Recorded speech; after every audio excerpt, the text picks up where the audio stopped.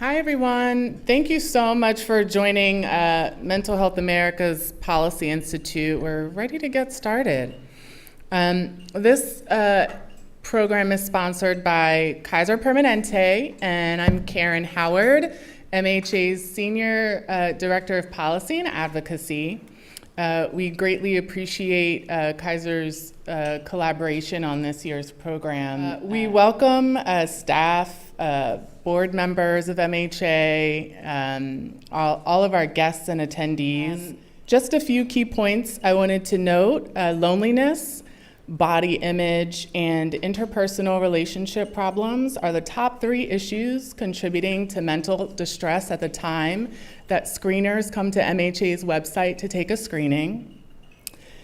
Feelings of connectedness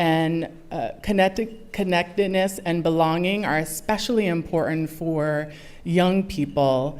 And combined with the lack of access to mental health and substance use support, which is called out in our 2025 State of Mental Health Report, we really call on policymakers to continue to invest in structural changes that help address mental health and substance use issues, access to treatment, and investing in a full range of care and services for everyone.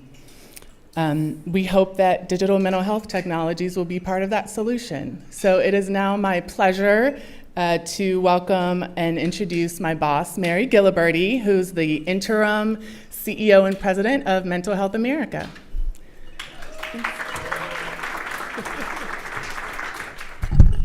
Thank you so much, Caren, and thank you for all your incredible work, you and Sydney, who's here on this Policy Institute. I am just thrilled to welcome you today as MHA's Interim President and CEO.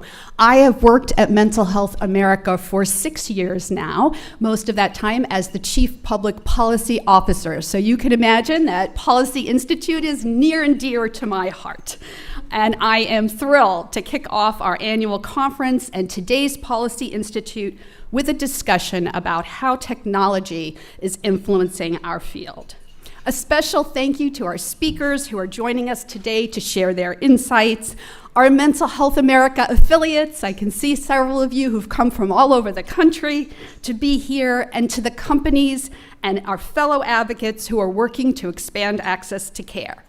We are so glad you are all here. I also want to echo Caren's gratitude to Kaiser Permanente, who has generously made Policy Institute possible for many years. They are wonderful thought partners as we navigate this new landscape. Just like there are 2 sides to every coin, we are excited about the possibility and promise of new innovations coming to market to increase access to quality care and support. And at the same time, we want to ensure consumer safety and privacy and build and fund tools that are trustworthy and benefit all. Government has a role to play in promoting good health while protecting people from harm, and today's discussions will focus on some of those opportunities and challenges. For over 100 years, Mental Health America has been leading the charge to move upstream, to promote and reward prevention and early intervention. This involves supporting proactive measures that encourage healthy behaviors and provide more care and support, as well as creating the right conditions to thrive. For example, making sure that technology is promoting and not crowding out connection and other health-promoting behaviors. As we continue to innovate, it is important to collectively consider where improvements are needed, including conducting research to ensure quality, protecting user data and privacy, and testing new tools to be sure that everyone can benefit. It's also crucial to consider ways to center the voices and perspectives of people with mental health and substance use conditions in this process, a core value of Mental Health America. Policymakers must also consider behavioral health system challenges as they build infrastructure for artificial intelligence so as not to repeat the mistakes of the past. We all remember that behavioral health providers were left out of the HITECH Act, which funded the transition to electronic health records. This has led to improvements in medical care, but not behavioral health care, and most importantly, not the mind-body connection, which is essential to maximum health. We must do better and keep mental health front and center. We know that people are eager to take advantage of technology to meet gaps in care and to engage with platforms that offer empathy and support. Partnerships between expert developers, researchers, providers, people with mental health and substance use conditions, and policymakers are essential. It is the entire ecosystem. Public-private partnership has become a focus of agencies like the FDA and in coalitions led by innovators. Formalizing these partnerships, particularly by including community organizations like Mental Health America and our affiliates, will help ensure effective outcomes. Mental Health America has core goals that center on prevention, expanding access to care, and valuing the experience of those who have mental health and substance use conditions. Technology has great promise, and we want to be sure it meets our mission of providing greater mental health and well-being for all. With that, I'd like to welcome Kaiser Permanente's Senior Vice President for Mental Health and Wellness, Simon Borger, to the stage. Simon is not only our partner in supporting this event, but also in supporting our larger goals of helping people and providers use innovative tools to improve care. Simon has over 20 years of experience at Kaiser Permanente and has been a steadfast supporter of our Policy Institute. We are so grateful for his commitment to bringing practical information and policy solutions forward. Simon?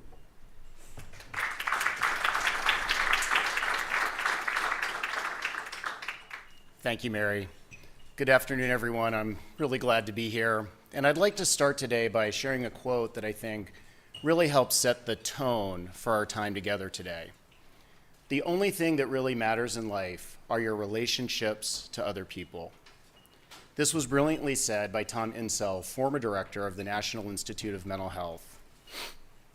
Tom is underscoring the human-centered foundation of mental health care and shows the importance of providing culturally responsive care. My name is Simon Borger. I'm the Senior Vice President for National Mental Health and Wellness at Kaiser Permanente. I'm also a licensed clinical social worker in California, and it's an honor to welcome you to the 2025 Mental Health America National Policy Institute. We gather at a time today when mental health concerns are more visible and pressing than ever. Many people are struggling, and they need access to high-quality, affordable mental health care. At Kaiser Permanente, we believe that everyone deserves support for emotional well-being, and we're proud to be a part of the solution. Over the past several years, we've made big strides in using technology to support mental health. For example, our digital self-care tools help people get the care they need when they need it. Whether it's through video or phone appointments, digital self-care apps like Calm and Headspace, emotional support coaching via text messaging, or online assessments that help guide people to the right care, we're making it easier for our members to take care of their mental health needs. The tools that I'm describing are evidence-based and they're tested in real clinical settings. They're also designed to be easy to use and to meet the needs of the diverse communities we serve. Some are available to all members, while others are tailored for specific needs and guided by our clinical care teams. But technology alone isn't enough. We also need more mental health professionals. That's why Kaiser Permanente is investing in growing the mental health and addiction care workforce of tomorrow. We're training the next generation of therapists, psychologists, and social workers through programs like our Mental Health Scholars Academy and the Postmaster's Associate Program. These programs help people from all backgrounds become licensed professionals, and many of them go on to serve in the communities where they live. We know that representation matters, and we are especially proud that many of our trainees are bilingual and come from diverse backgrounds, helping us deliver care that is culturally responsive and rooted in trust. We are also looking at how to use technology to better prepare therapists to meet patient needs and to enhance clinical training, therapy skill building, and supervision. Today's theme, behavioral health and technology, is also close to our hearts as it connects our concerns about both workforce and access. We're excited to explore how innovation can help solve workforce shortages, improve access to care, and ensure that everyone gets the support that they need. Today, we'll talk about the promise of AI, digital therapeutics, and telehealth, and we'll also look at the policy opportunities and changes needed to make sure that these tools work for everyone. At Kaiser Permanente, we use research and data to identify high-need populations, technology to close care gaps, and partnerships to ensure that every person, regardless of who they are or where they live, gets access to the mental health support that they deserve. Before I conclude, I'd like to share a short anecdote that demonstrates the power of digital technology. Susanna Sequeria, a KP employee and health plan member, recently shared her experience using the Headspace emotional support coaching app via text messaging. Susanna says, "Together, my coach and I created an easy plan. Using Headspace, emotional support coaching, made me feel so much better. I felt like I was finally doing something, like I was on a path to getting out from feeling like my world was upside down." As we begin today's conversation, I hope we will keep Susanna, our patients, our employees, our members, and everyone in the communities that we serve at the forefront of our minds. I'll now hand it over to Jessica Jackson from Mental Health America, who's next on the agenda. Thank you. Jessica Jackson serves as MHA's Vice President of Alliance Development and has over 10 years experience. She's a trained psychologist and has studied especially in underserved and underrepresented populations. Thank you, Jessica. Thank you. Good morning, good morning. I hope y'all are as excited to be here as I am. And I'm very encouraged to see so many familiar faces in the building today, because it just reminds me of how great the conversations we're gonna have today. So a fun fact, when I graduated college, I was a high school English teacher. Teaching runs in my family. So having taught high school English, you know, we do a lot of Shakespeare, a lot of vocabulary words. And so for me, words mean things. So I'm here to help kind of level set and define a few things. So when we have our conversations today, we try to be in alignment. I do have the caveat that these are high level kind of definitions for our language today. And there, of course, we can always go in depth, go down a rabbit hole of how we define these different things. But for our conversations, this will help us to all have the same common language when we network and discuss. So you have probably heard the space we're talking about today described in many, many different ways. M-health, e-health, mobile health, mental health technology, digital mental health, digital behavioral health, health technology, all of the words. And there's probably many that I'm forgetting. You also will probably often see this in the literature, that there's such a span of language depending on where people are. All of those terms are correct. And all of them are still evolving. And that's the most important piece when we talk about shared language. The reality of this moment is that we are currently defining the future of digital behavioral health as we go. So that's the beauty of it, is we are defining things as they happen, right? What does it mean to have mobile health compared to digital mental health, right? Talking about the different types of artificial intelligence. So as we begin today's sessions, my goal here is not to get you to think like MHA thinks, but it is to get you thinking about what your role will be in the ecosystem and how you are defining the work that you are doing as we all work together. So whether you're brand new to this work, a policy learner trying to learn to find your footing, or a seasoned expert with decades of experience, this conversation today is about helping us to level set and build shared understanding as everything evolves so quickly. So what is behavioral mental health? So according to the American Psychological Association's Mental Health Technology Advisory Committee, behavioral health technology, it's a tongue twister, is software applications used on electronic digital computing devices, including personal computers, smartphones, wearable devices, or VR headsets, connected or not connected to the internet, and used with or without professional psychological services to directly or indirectly assess and or intervene on psychological states and processes. This includes emotional, cognitive, behavioral, social, and physiological, to promote or improve mental well-being, or to predict, detect, self-manage, or treat mental health symptoms and disorders. That's a mouthful, right? Very long definition, but it's an important one because that definition reminds us of just how broad this field really is, right? Which is why it's important to define what we are talking about. All of it is under the umbrella. Even things that are connected to internet for people who don't always have 3G wireless, right? It's still M-health, digital behavioral health. What we're really talking about when we define these tools are what are the tools that people interact with directly, such as apps, chatbots, VR-based experiences, and tools that operate behind the scenes, like machine learning systems that improve the quality, safety, and delivery of care. When we say digital behavioral health technologies, we're describing everything from conventional software applications to artificial intelligence, including generative AI, predictive AI, and agentic AI. All of those power clinical tools, decision support systems, and digital companions. And we can't forget tele-mental health, telemedicine, and prescription digital therapeutics, all regulated evidence-based software interventions that are transforming how we diagnose, treat, and even prevent mental health conditions. So let's ground ourselves in what we already know from a high level, right? There's wellness apps.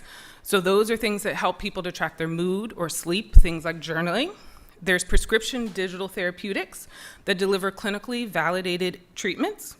We also have mindfulness and meditation apps, which are used by millions around the world. We have virtual reality programs that support people experiencing exposure therapy, helping people to reprocess their experiences and to learn new skills with headsets. We have chatbots and conversational AI that's offering early stage support or guided interventions. We have precision medicine tools. These are tailoring treatments to the individual. Things like biomarkers are precision medicine. We also have telemedicine and tele-mental health platforms, which are expanding access across state lines and countries for those who need access to care. And we have electronic health records, which is what helps to improve coordination and continuity of care. I saw all of y'all taking a lot of notes, so I know you're going to remember all of these things. But this is to help us to think about when people are using this language today, at least you have a sense of what they're communicating. And the thing is that this growth isn't slowing. That's what we have right now. Who knows what we will have next year, 5 years from now, 10 years from now? Fun fact, another one for you all. Between 2020 and 2024, according to Rock Health, mental health was the top funded clinical indication in health technology. It was more funded than cardiology. It was more funded than oncology, obesity, reproductive and maternal health, and diabetes. Mental health is a focus. Behavioral health is a focus for those who are building in technology, and we want to make sure that lived experience is a part of what is being built. The amount of money that has gone into support these technologies tells us something powerful, that the world sees mental health as both a human and a technological frontier. So what are the things that we want to be mindful of in this evolving landscape in our conversations today? From a consumer perspective, we want to be mindful that technology does help to bring support faster and more consistently. It does improve access for people who may never step foot into a traditional clinic. It does help to make outcomes more measurable and trackable, and it empowers folks to be able to take an active role in their own mental health. From a provider perspective, these innovations also reduce our administrative burden to support access. It supports interoperability across systems to be able to empower people to take the leadership in their health.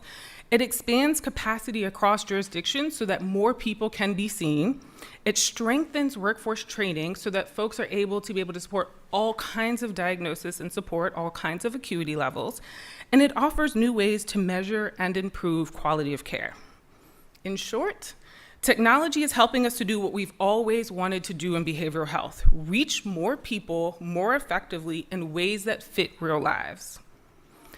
But with every opportunity comes responsibility. So, as you listen to folks today, I encourage you to take notes, come to the microphone with questions, challenge some of what you hear, because we do have to be honest about challenges, and what better folks to do that than those who are in the room today, right? How are we thinking about bias that's embedded in data?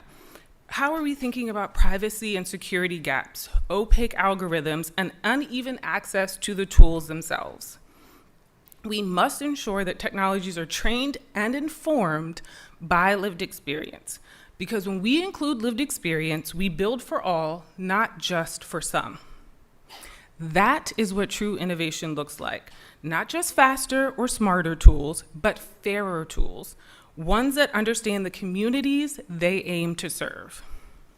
So as we continue through today's sessions, I invite you to refer to your notes of all the definitions, so I hope you took detailed notes, but to stay curious. Write down what resonates with you. Think about how you are defining the very work you're engaged in today and how it could help you to have more conversations in the ecosystem. Bring your thoughts to the mic, because the goal of today is not just to understand digital mental health, but it is to continue to define it as it's evolving in real time.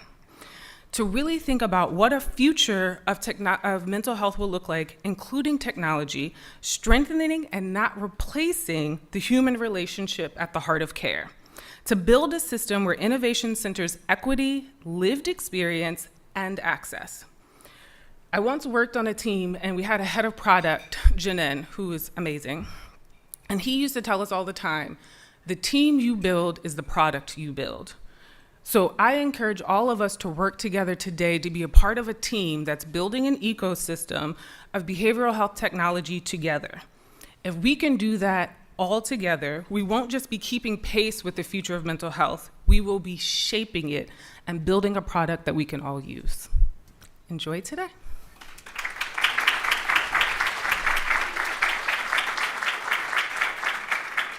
Thank you so much, Jessica, and it is now my pleasure to introduce our first panel's moderator. Dan Gizzo from Kaiser Permanente is a licensed psychologist in both New York and California. He leads Kaiser Permanente's Mental Health Scholars Academy, which trains over 900 workforce professionals annually. And his specialty is in children and adolescents, especially families with autism. We appreciate Dan's leadership, and thank you. Welcome in, Dan. Thank you. I'll have our panel come on up and join us at the table. Pleasure to be here with everyone. We've got a great panel here today. I'm joined by, see if I can go in order, Min Nguyen with Mental Health America's Youth Policy Accelerator, Dave Atkins, Chief Executive Officer, co-founder at Listen, Amber Jolly-Page, VP of Product and Engineering at Empathic, and Nikki Farova, Head of Clinical Research at Violet and consultant with National Council for Mental Wellbeing. So thanks all for joining. I'm going to set the stage for our discussion just briefly. So as Caren shared, I've had the privilege of working at Kaiser Permanente for many years, about 22 years, and I've been involved in behavioral health workforce training programs throughout my career. Both Mary and Simon a couple minutes ago really did a nice job setting the stage. We're in a time of growing demand for behavioral health services. We've seen estimates of up to 67% increase in demand over the past couple years. And we're seeing some of the positive effects of stigma reduction as more people are willing to seek assistance for mental health and substance use issues. At the same time, we have dramatic shortages in the behavioral health workforce nationwide. We have challenges in rural areas. We have issues with the distribution of licensed providers. We have a need to expand the workforce to take advantage of emerging roles to help us meet the need. We need a behavioral health workforce that spans across roles, whether it's community health workers, peer specialists, behavioral coaches, our master's level trainees, folks trying to get licensed, our licensed master's workforce up through the doctorate. And developing this workforce pipeline requires investments in innovation and training at all levels. At Kaiser Permanente, we've been investing in the pipeline. We host quite a few internships, practicums, residencies, fellowships. These trainees help provide services, but they also build their own skills along the way. But they do require supervision, which is expensive and time intensive.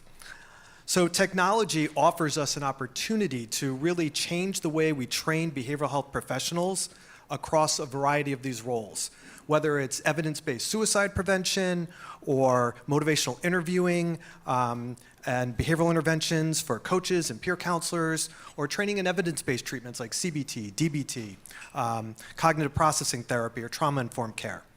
Technology can also be an enabler of measurement-based care, measurement-informed care, which improves patient outcomes and ensures care quality. We also have a lot of burnout in the workforce, and we can look to technology for solutions on how we engage not just our trainees, but our experienced professionals as well. So technology has already changed, as we heard earlier, how consumers interact with behavioral health. We're practicing with virtual care. Consumers don't always like that we have arbitrary state lines that might interfere with the care they receive if they happen to be out of state at a given time. Technology is also not always easy to implement in healthcare settings. There's both excitement and hesitance about the use of AI in behavioral health, and we've seen some bad outcomes and some highly publicized failures, which can cause conservative policy movement to lump all forms of technology together in a more restrictive environment. And we need to make sure that our providers know how to use technology in their practice, whether it's augment supervision, engage deliberate practice, or refer patients to digital therapeutics. And that brings the need to vet technology with a critical eye, which is not something that we always train behavioral health providers to do. So today we're going to have a great panel. We're going to have diverse perspectives on technology's role in educating and training the behavioral health workforce and discuss some policy implications. So I'd like each of our panelists to take a moment to introduce yourselves and work with your organizations. Thank you very much. Hi, my name is Min again. I am with MHA as a Youth Policy Accelerator advocate. What we do is we're 10 young leaders from around the country. We're in one group, and we kind of are in this program to empower our voices and see what we can do with the youth perspective to make a change in policy for youth mental health. And another kind of qualification I have that I can bring to this table is that I am a peer crisis intervention specialist. In short, I work on a suicide hotline specialized for young folks. I am certified in Portland, Oregon. I am with Youth Lines for Life. And I guess another relevant work experience I have that I can bring here again is I have seen AI being implemented in the process of training for our young volunteers because there's a lot of issues, a lot of things that can make it hard. So AI has been working pretty well. Great, and I'm Dave Atkins. I'm a clinical psychologist by background. I was a professor in the psychiatry department at the University of Washington for a number of years. And what has become Listen started as NIH-funded research at UW. And it really began with a kind of simple question of, if conversations are at the heart of behavioral health care, how do we develop technologies that can capture the quality of those conversations, that we might be able to use that for performance-based feedback and training, we could support supervision, we could support quality assurance. And so So that work began about 15 years ago. And so, one of the things that I have seen are many waves of excitement in AI. The rise of deep learning, the rise of large language models and generative AI. And, throughout all that, having kind of a research and a scientist focus, I can be a bit of a skeptic of AI, honestly, even though I am the head of an AI company. And so I think one of the most challenging things is really separating the noise from the signal with AI. There's so much hype about it, but what's real? What can we actually trust?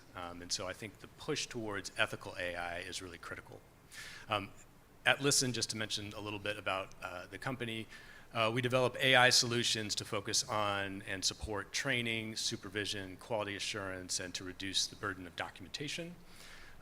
We partner with all sorts of organizations throughout behavioral health care, everything from 988, part of the 988 system, to large healthcare systems like Kaiser, to payers, to state and county agencies and HHS. So my pleasure to be here and excited for the conversation. Hi, my name is Dr. Amber Jolly-Page. I'm a licensed counselor by training, and I'm the Vice President of Product and Engineering at Empathic. Never thought that would be my path, but here I am. So at Empathic, we use AI to do quality oversight of clinical conversations, not just of face-to-face conversations, but also to evaluate the output and the quality of large language models and chatbots. We are very focused on building an ethical system, and a lot of the work that I do at Empathic is making sure that the team is diverse and that we are bringing in a lot of diverse perspectives to make sure that the system that we're building is working for as many people as possible. Hello. Good? Yeah? Okay.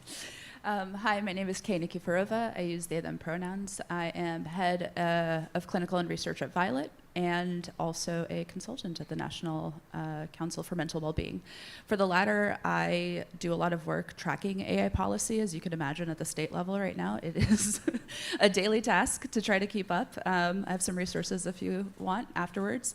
And then for the last 5 years at Violet, I've been focusing on using data infrastructure, clinician training, and now more recently AI to basically work on health equity issues.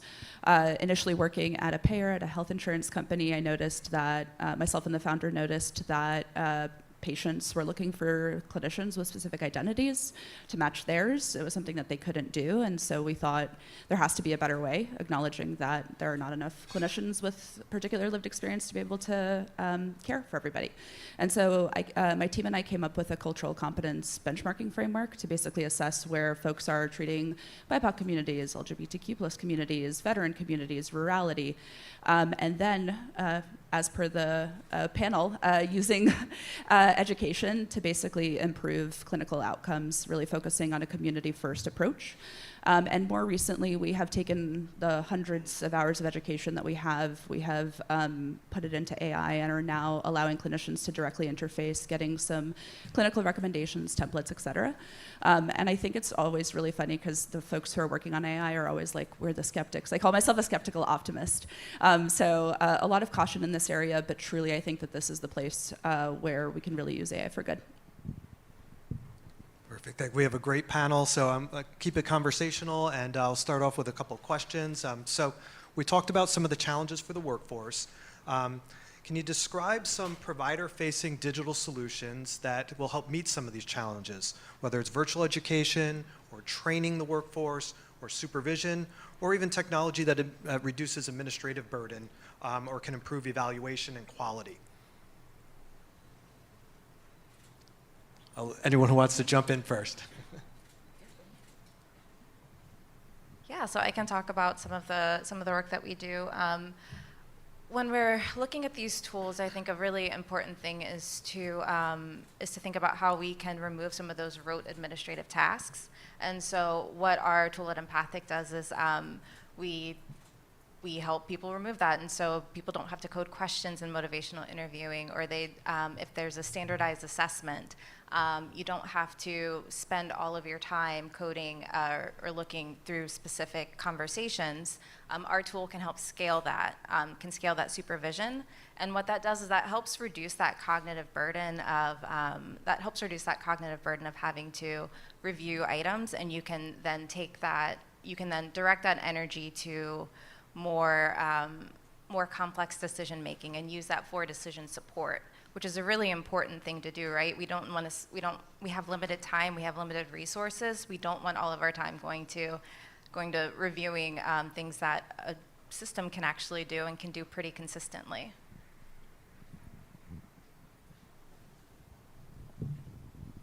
Yeah, I think to maybe kind of frame some of the possibilities of AI, it might be useful to just kind of briefly think about what traditional training, and I'm thinking of particularly post-licensure training or workforce development, has looked like, which is we would fly in an expert, they would do an in-person training for some amount of time, half day, full day. It often meant that whoever's attending that training is not doing clinical work. And then they would leave. And what that training often involved was mostly listening and watching, right? Really high quality content, maybe some really good examples, but as someone, attending that workshop, you are mostly listening and watching. What you are not doing is doing. And so I often say that traditional training feels a little bit like thinking that we can have people watch Wimbledon and learn how to play tennis. We can learn a lot about tennis, but you're not going to be able to play the game. And if I can just stretch that analogy a little bit, if you're actually working with a tennis coach to learn how to play tennis, they are going to give you some direct instruction. They're going to say, hold the grip this way, here, watch me do it. Very quickly, they're going to get to, now you try, right? And I think, well, why haven't we done that? It's because having an expert individually train hundreds, thousands of clinicians has just not been possible. And so, but that kind of mental model is at Listen kind of what we have held up before us, which is, yeah, we're going to partner with experts in developing our trainings across a wide variety of evidence-based practices. Their content is minimally sufficient. Literally 3-minute introduction to a skill, now you try. And the AI can take on that role of the coach. It can give you many opportunities to practice and then give you immediate expert feedback on, oh, you did that right, great. Or, nope, it wasn't quite right, let me give you some corrective feedback, and then you get to immediately practice again. That type of training also is mastery focused. You're actually watching competency develop in real time. And we have seen, we have the pleasure of partnering with some of Dan's colleagues at Kaiser, and so since the spring, over 100 trainees have been using the software, been getting some great content from the experts, but they've also had almost 12,000 practice sessions with feedback on every single one. And so I think that's some of the promise that we see with AI. And we can talk more about, as we get into it in terms of ethical AI and how do we know that feedback is correct and for all users, but I think there's one example of how we're trying to do it at Listen. And jumping on the AI train quite literally. It's interesting. I'm also part of the Mental Health Technology Advisory Committee at the APA, and at the beginning of this year, we had a gathering to talk about AI use and clinicians or providers and the intense hesitancy that they may have, and also just technology in general, right? We can talk about, not having enough time for training, being really burnt out, moral injury, all of these things, and simultaneously, a large group of providers or a sizable group of providers just kind of bristle, as soon as you mention, here, use this technology or use AI. And so one of the things that I consider is how do we do it in a way that clinicians do want to engage and providers do want to use this technology? Quite obviously, first it's thinking about, the patient first, and that this is eventually the goal, just to make sure that patients have better care. On my end, I've had quite a lot of really bad clinical trainings, and mine weren't even in person. Mine were on a screen where you clicked through, over and over and over again. Some of it very problematic, and I'm like, I'm not quite sure when I'm looking at this. I don't know if folks relate, but all of us have had weird HR trainings, so On my end, when we were considering this company, and there's one thing in identifying clinicians who work really well with communities, who are part of those communities, also bringing up the floor and making sure that at minimum everyone can have somebody come through the door and be able to treat them appropriately. The consideration there was, how do we educate in a way that's maybe a bit different than we have in the past? And on my end, this concept of clinicians being able to do things on the go, whether it's micro-learnings, 15 minutes segments, podcasts, and additionally also, I think there needs to be a genuineness. Since we are community first, one of the things that I've worked to ensure is that if we are creating an education for a specific community, that clinician needs to be from that community and additionally also work with that community. So there is a lot of lived experience in it. We also have folks who are not clinical creating education as well from the lived experience lens for mental health. And so there is a genuineness that we've attempted to move into there. And now taking all this education that we have and really allowing access to it through AI, we've launched only a handful of weeks ago. And one of the things that's been really fascinating is just how quick the adoption has been, especially on the mental health provider side. I mean, I was genuinely shocked because I didn't know if clinicians would want to engage with it, but the amount of times that somebody has written SOAP template, progress note template, template, progress note template, over and over, wanting to get resources. There's a clear there's a clear need and a clear desire on the provider side, and I think that as folks have mentioned, how do we do that in the most genuine way, in the most human way, and in the most ethical way? And I think a lot of us are thinking through that right now. And what about you've shared your work in terms of training on the crisis line. How's the experience of technology there? Yeah, so it's kind of a loaded story. I'll get into it. So I've been with the lines for about 2 years now. And I trained at first for a straight week, 52 hours. But to be honest, that wasn't really enough because we really needed to be able to have skills to actually talk to people in crisis. And the issue with that was that a lot of the contacts that came on to talk to us talked about really varying topics that we might not even know how to talk about. So for a lot of my peers there, which are aged from 15 to 24 that work there, they are really scared for the first few months. Like, I honestly was paranoid to show up and work for a year because when I was on the phones, I kept on telling myself, well, like, can I do this?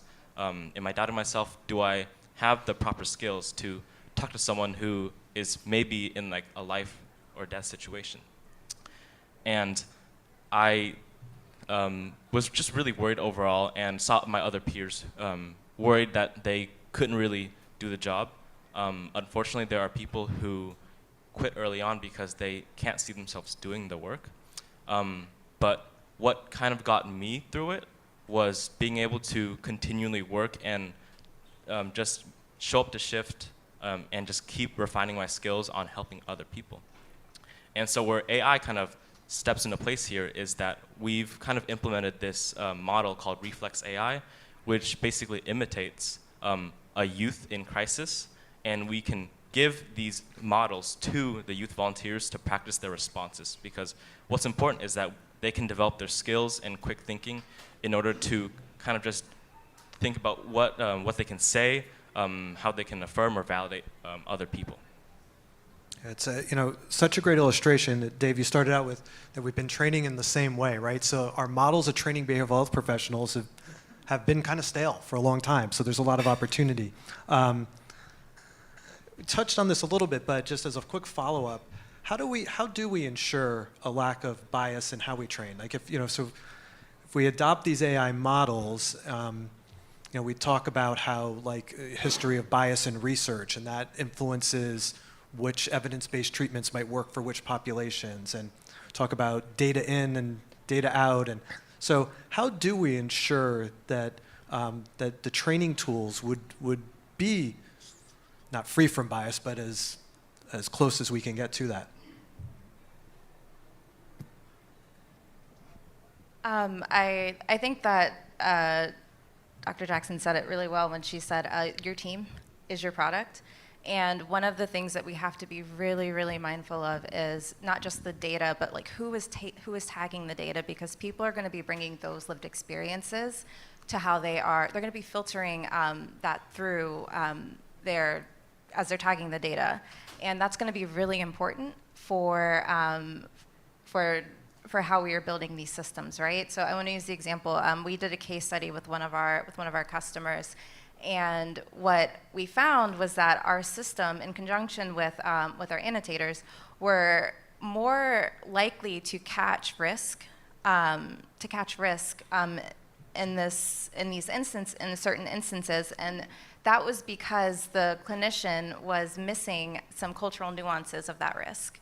That our system, because we had taken care, and we are employing people who are coming from diverse backgrounds, who are multilingual, and all of that is going to be really important for the data that is going into the system, because it's only going to be as good as the data that you're using. And so if we are using historical data that maybe has microaggressions, or maybe is only working for one specific group of people, the system will maybe work, but not as well. So to simplify that a little bit, if I train the system to just recognize dogs, it's going to be really good at recognizing dogs, right? But if I want to use the system to recognize cats, it may get it right sometimes, but it's not going to recognize cats in all the instances that I need it to. And that's one of the things that we really want to think about when we're building these models. We can have these cultural tools and these cultural systems embedded in the models. They shouldn't be secondary to other stuff, but that really should be something that we're considering as it's being built. Yeah, and I want to echo this idea of, it's not to the side, it's not an add-on. Health equity and the work to mitigate bias, because I don't think you can guarantee bias-free. I think all of our data sets have bias. Also, our healthcare system has bias, so we're going to inherently have some of it. But to really build from the start, to know that is a foundational issue that may be faced, to not have certain communities be add-ons, to not say, oh, we're just going to modify this for some. No, folks need to be in the room when it's happening, but additionally also adequately testing across different communities. I think that. Yeah, I think that this is actually, in terms of the way that we can train clinicians, this is pretty unique, because if we do it right, it won't necessarily replicate a lot of the sometimes problematic messaging that can happen in clinical trainings when they don't include patients from different backgrounds. So I think that this is a way for us to go around it. Additionally, I would just say, find consistent fine-tuning of the models, having clinicians review, having providers review the output pretty consistently. I have a batch of output to review actually after this, so if you see me on my computer, that's what I'm doing. And then consistently just trying to, functionally read teams, see if it's going to say something inappropriate. And I've gone through a lot of processes of specifically asking, questions that may be malicious to ensure that the AI isn't going to then automatically spit something inappropriate out. Sorry, I just want to add, sometimes like when you're testing, the goal is to break the model. You want to break it before it goes out into the world, so that way you can find those vulnerabilities before we're using this with vulnerable populations. Yeah, just to add to this, kind of two quick thoughts. One is sort of the potential risk, and just to think about how AI can really scale up some of these evaluation and feedback processes. We partnered with Talkspace a couple of years ago. There was a research paper that came out of that, and so 20 million conversations off of Talkspace's platform went through Listen's AI. We then used that to predict clinical outcomes, and so that's one way that we try to be very transparent, is these types of clinical validation and research studies. But if those models are biased, then we have 20 million biased assessments, right? So both the power of AI in terms of being able to scale up these processes is also potentially its Achilles heel. And just to kind of echo what's already been said, I think the key thing is, the training data, that what is in that training data has to be a good match for where you're deploying that algorithm. But over and above that, we have to be systematically probing the algorithm, whether that's trying to break it or just seeing, are you going to spit out biased results? And we have had the pleasure of having a contract with Washington, D.C.'s CFSA, Child Family, it's the Child Welfare Group, I'm not going to get the acronym right. But when we were first setting it up, they were raising this issue. And so we baked into the contract, we're going to do a yearly evaluation for potential bias. So we're going to systematically evaluate, what does bias look like to a white male provider? What does that bias look like to a minority provider or LGBTQ provider? And we can systematically evaluate and compare and make sure that the accuracy of the feedback that we're providing is equally appropriate and accurate across a diverse set of providers. And so that is something that we got started through that contract, and now we just yearly update that and make that publicly available on our website. Can I also jump in with one last thing? I'm really into the direct legislation right now, and it's something that I've been looking at. And interestingly enough, actually assessing for bias and doing reporting around bias and risk for different patient populations is actually starting to make its way into legislation, which has been really fascinating. So places like California, Texas, interestingly enough, you actually have to you have to do that as a company, right? And so when we talk about potential over legislation, I think this is the exact right amount of legislation where companies are actually beholden to legislation, regulation, and potential fines if they don't adhere to it. That's a great point. Hey, so let's shift a bit, because talking about engaging organizations and companies. So a question: how can we measure the value of these tools to better support broad adoption? And and maybe that's the value in terms of clinical outcome. It could also be the value of the financial value. But how do we measure value of these tools to then create a pathway for broader adoption? Okay, I just jumped in. You can cut me off.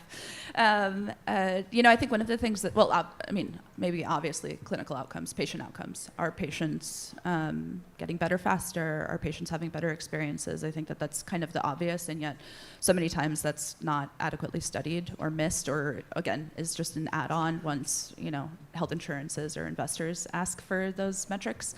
I think one of the interesting things here is that, oftentimes the group that's the buyer versus the group that brought in the company versus the group that's going to be using it versus the group that it's beneficial to for are vastly different, right? And so if a provider organization brings in a tool, how do you make sure that clinicians are using it?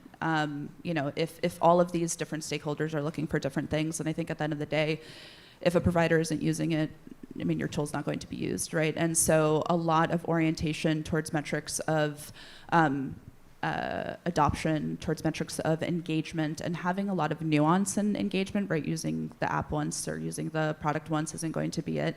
How many folks are coming back and doing repeated trainings or going on the platform? And then additionally, some ability to assess the skills, which I think these folks could probably talk about a little bit more, but genuinely having a very, very strong focus on ensuring that clinicians find use out of this, in addition to their provider organization, in addition to the health plan or the government.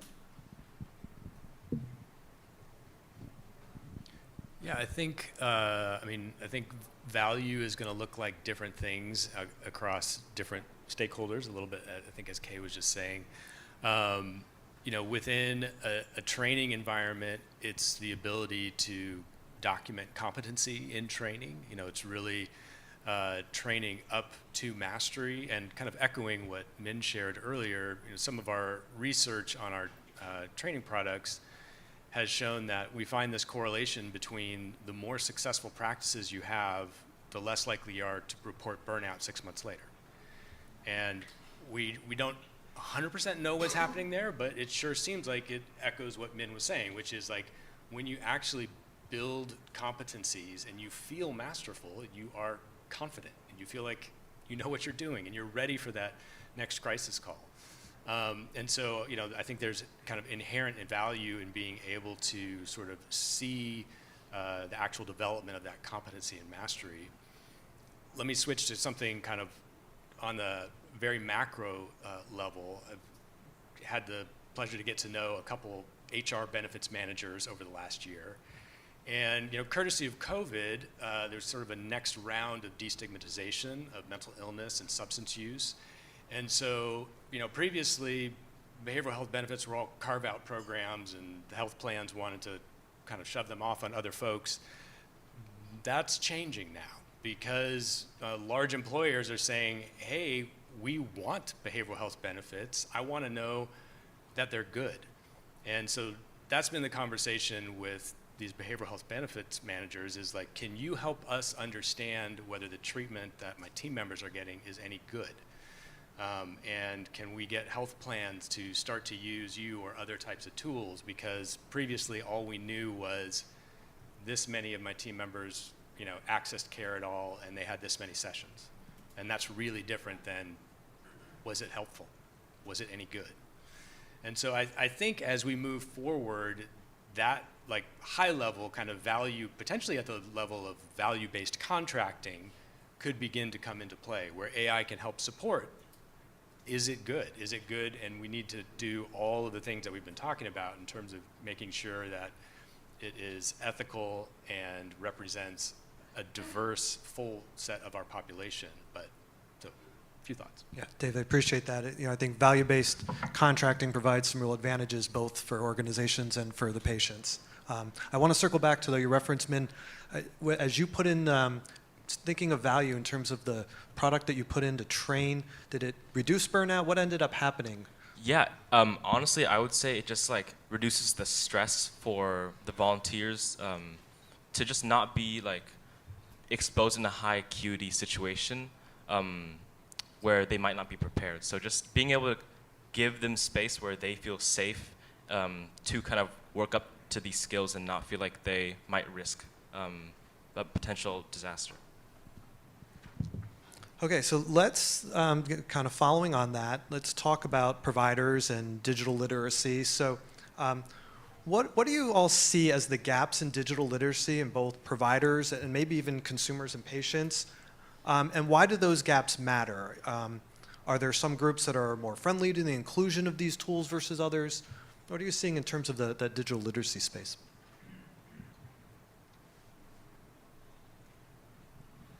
Get started. I think that one of the biggest things I see is just a lot of differences in understanding the technical aspects, and so that doesn't mean you need to be an engineer, a machine learning engineer, but yeah, just gaps in understanding how tools can be properly implemented, and then with that, there might be differences in resources in terms of technical resources and how things can be implemented. And what I'm noticing, or what my company's noticing, is that as we are helping onboard and train people, sometimes we're getting a lot of questions that maybe seem, I'm like, oh my gosh, this seems kind of basic for me. And then somebody was like, I'm sorry, I'm just deeply uncomfortable with implementing some of this new technology. And that was kind of an aha moment, because what we're finding is that if you don't have good policies or best practices for implementation that are very clear for these providers, then that can help. What is going to end up happening is that increases that resistance to adoption, right? That's going to increase those perceptions that this is not a tool for me, that this is not a tool that I can use. And if we're not teaching people how to properly implement, how to properly, or the best way to interpret or insert this tool or this product into their workflow, then it actually can increase that burnout, because it might feel like more of a burden, or if we're not implementing it properly, it could be more of a burden to implement. And so those are some of the things that we really want to be thinking about. And the other thing is also just looking, when we're thinking about some of these gaps, it might also just be, I lost my train of thought, so I'm actually gonna pause. But Okay, did you want to jump in? Sorry. Yeah, I think we could talk a lot on the provider side, and that's been something that we've definitely been considering at the APA in this hesitation, and the solution not necessarily being to push clinicians into engaging with technology, but I think it would be a miss for us to not talk about on the patient side right now. People interfacing with general models and chatbots for the purposes of emotional support and life guidance. I don't say for mental health, because I would caution us against necessarily using it in that capacity, and the harms that folks that come as a result of that, and also the potential benefits. One of the things that I do genuinely believe is right now some of these larger companies are offering some of the widest spread emotional support in the United States, and we just don't have enough providers and we don't have enough resources to meet the needs of patients and needs at the moment. So one of the things that I consider from like the digital literacy perspective is I do genuinely think, in addition to providers getting trained on understanding how they should and shouldn't be using these tools, in addition, there are news articles and there are people, pulling up ChatGPT during sessions on the provider side. I think we have to acknowledge that people do want tools, but they may not know how to use them appropriately. Also on the patient side or on the user side, right now, a lot of the considerations that I have is how do we approach this from a harm reduction standpoint, right? Folks are probably still going to engage. The purpose isn't to necessarily shame them or make it wrong, but really create some paradigms of safety around them engaging with these. Of course, having mental health specific tools will be really beneficial, but folks won't necessarily get there. One of the things that I'm putting together right now is a consumer guide really focused on patients understanding, when there are red flags, when conversations have gone wrong. And I think, as somebody who has a clinical background and a tech background, I could easily see that, and yet folks don't necessarily have the context of when they should be course correcting or when they should just be shutting, the computer off. So I think that's the direction that I'd love to see us headed in. Yeah, you really made me think about kind of, what do providers need to know? Jessica a couple minutes ago gave us a nice rundown of the different categories of digital technology and therapeutics, and it's a lot to keep track of. And some of us have been practicing for a while, and none of this was in our graduate classes. So are there other things that you think providers need to know about the use of digital tools, or how do providers educate themselves but also protect themselves, while still keeping up with innovation, while still moving forward? Any thoughts on that? I mean, I think at a high level, I think the onus is really upon us, the technology developers, to design the technologies in such a way that they are transparent and will build trust. That's at the level of describing and communicating what they are, but also literally at the level of how they interact with it. And so, based on therapist and provider feedback, whenever possible, within our software tools, we will show you transparently what the AI is flagging. So if we said this was a really highly empathic session, we're going to annotate that session for you so you can see, and so you can make your own judgment. It's not just a sort of mysterious, like, AI has spoken and, it was, good or bad. And so, I think there are some, at the level of the technology development, I think we can build trust, or at least try to design the software to build trust. And then I think we also just have to be really open to skepticism. When we get the kind of feedback like, hey, I'm really nervous about this. I'm a therapist at an organization. The organization has decided to implement this listen technology, and I feel uncomfortable. It's like, great, let's talk about that. Like, what are you imagining this is about? Like, are you afraid that this is an HR screening tool? That's exactly what I'm afraid about. Okay, that's not what we're doing, And so I think, we try to work very closely with our partners, the business organizations, to kind of implement and message and onboard, which can go a long, long way. But we have also had the experience where the executives decided they wanted to purchase Listen, and we showed up for our first kind of implementation session with the clinical staff. They had never heard of us. They literally were like, who are you? What is this meeting about? And so that did not go well, Well, and it speaks to the opportunity, this is something that's very real if we want broad adoption, that education component. Amber, go ahead. I also wanted to add that it's important for us to know what to look for when we're evaluating these tools. And so I always say clinical validation is the baseline. Can you locate the research on the website, right?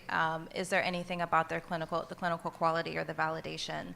As you're testing out a tool, is it easy for you to get feedback? To the point that Dave was making, how transparent is that feedback? Can I understand it and interpret it? That's all really important to think about. And then also asking questions around data privacy. Where's my data stored? Do you train on it? These are things that we have to get comfortable asking those questions, and we may not always understand the answer, and that's fine. It took me some time, but these are the types of questions that we really want to dig into when we really want to understand when we're adopting these products. And the reason for that is because I think about this from the perspective of informed consent. We want to make sure that we're understanding the tools, and also that we can properly explain these tools when we're implementing them with our clients. And so that's something that's really important to think about. But yes, that clinical quality, and even just looking on the website and looking, is there any policy on AI ethics? Is there any policy on transparency or trust? And do you have to locate things like, is it HIPAA compliant? Do you have to really search for that information? So that's kind of some of the baseline stuff that I would recommend people really look into and start looking at when we're evaluating digital tools. And then in terms of educating yourself, I would say you don't have to use them in your clinical practice, but a really good way to get comfortable with it is trying them out. Maybe you want to use it to help synthesize research or help write a grocery list, but those are really good ways to help increase your comfort level with some of these tools, and just to help understand how they might function. And lastly, I want to add, I don't think that providers owe us technology adoption, right? I don't think, sometimes we talk about maybe providers don't have enough information. If they have enough information, they still might not want to adopt it, and I'm going to say something maybe a bit controversial for somebody who just launched an AI, but I don't think, we don't have to tell providers AI is inevitable, right? Because I genuinely don't think it is, right? If they choose to engage in it in clinical practice, alternatively, if their provider organization makes them, right, that's a little bit iffy. But we go back to informed consent, right? There's informed consent on the patient side, and there needs to be informed consent on the provider side as well. Providers should have that onus to decide to not adopt technology, especially as it's still in the process of being developed. Okay, I'm going to be mindful of time. I want to leave a moment here for some Q&A. So I want to thank our panel, but go to the audience. Any questions for our panelists? We've got a microphone that can come around. Yes. Thank you. Hi, everybody. My name is Pierluigi Mancini. Thank you so much. Actually, it's kind of a long question, so I wrote it down. So when I attend sessions like this one, right, I usually go up and I read your bio. I say, is this going to be a good investment of my hour, right? Or if I'm, treating a client, I kind of learn what is the best evidence-based practice for me to use with this particular situation. But what I'm not seeing, and I don't know if it's out there yet, is that happening with artificial intelligence? Because I know that what's being fed to the algorithm when it comes to serving people from other cultures who speak other languages is not accurate. We don't have the history of those cases, right? The same thing for training. You can ask ChatGPT, develop a training session of an hour on technology and the role of education, and it'll spit something out. So is there anything being done that you know of in the front end to kind of have that information that if I'm going to use one of these tools, I can see this is for lack of a better term, the biography of where this came from, or the resources where this came from.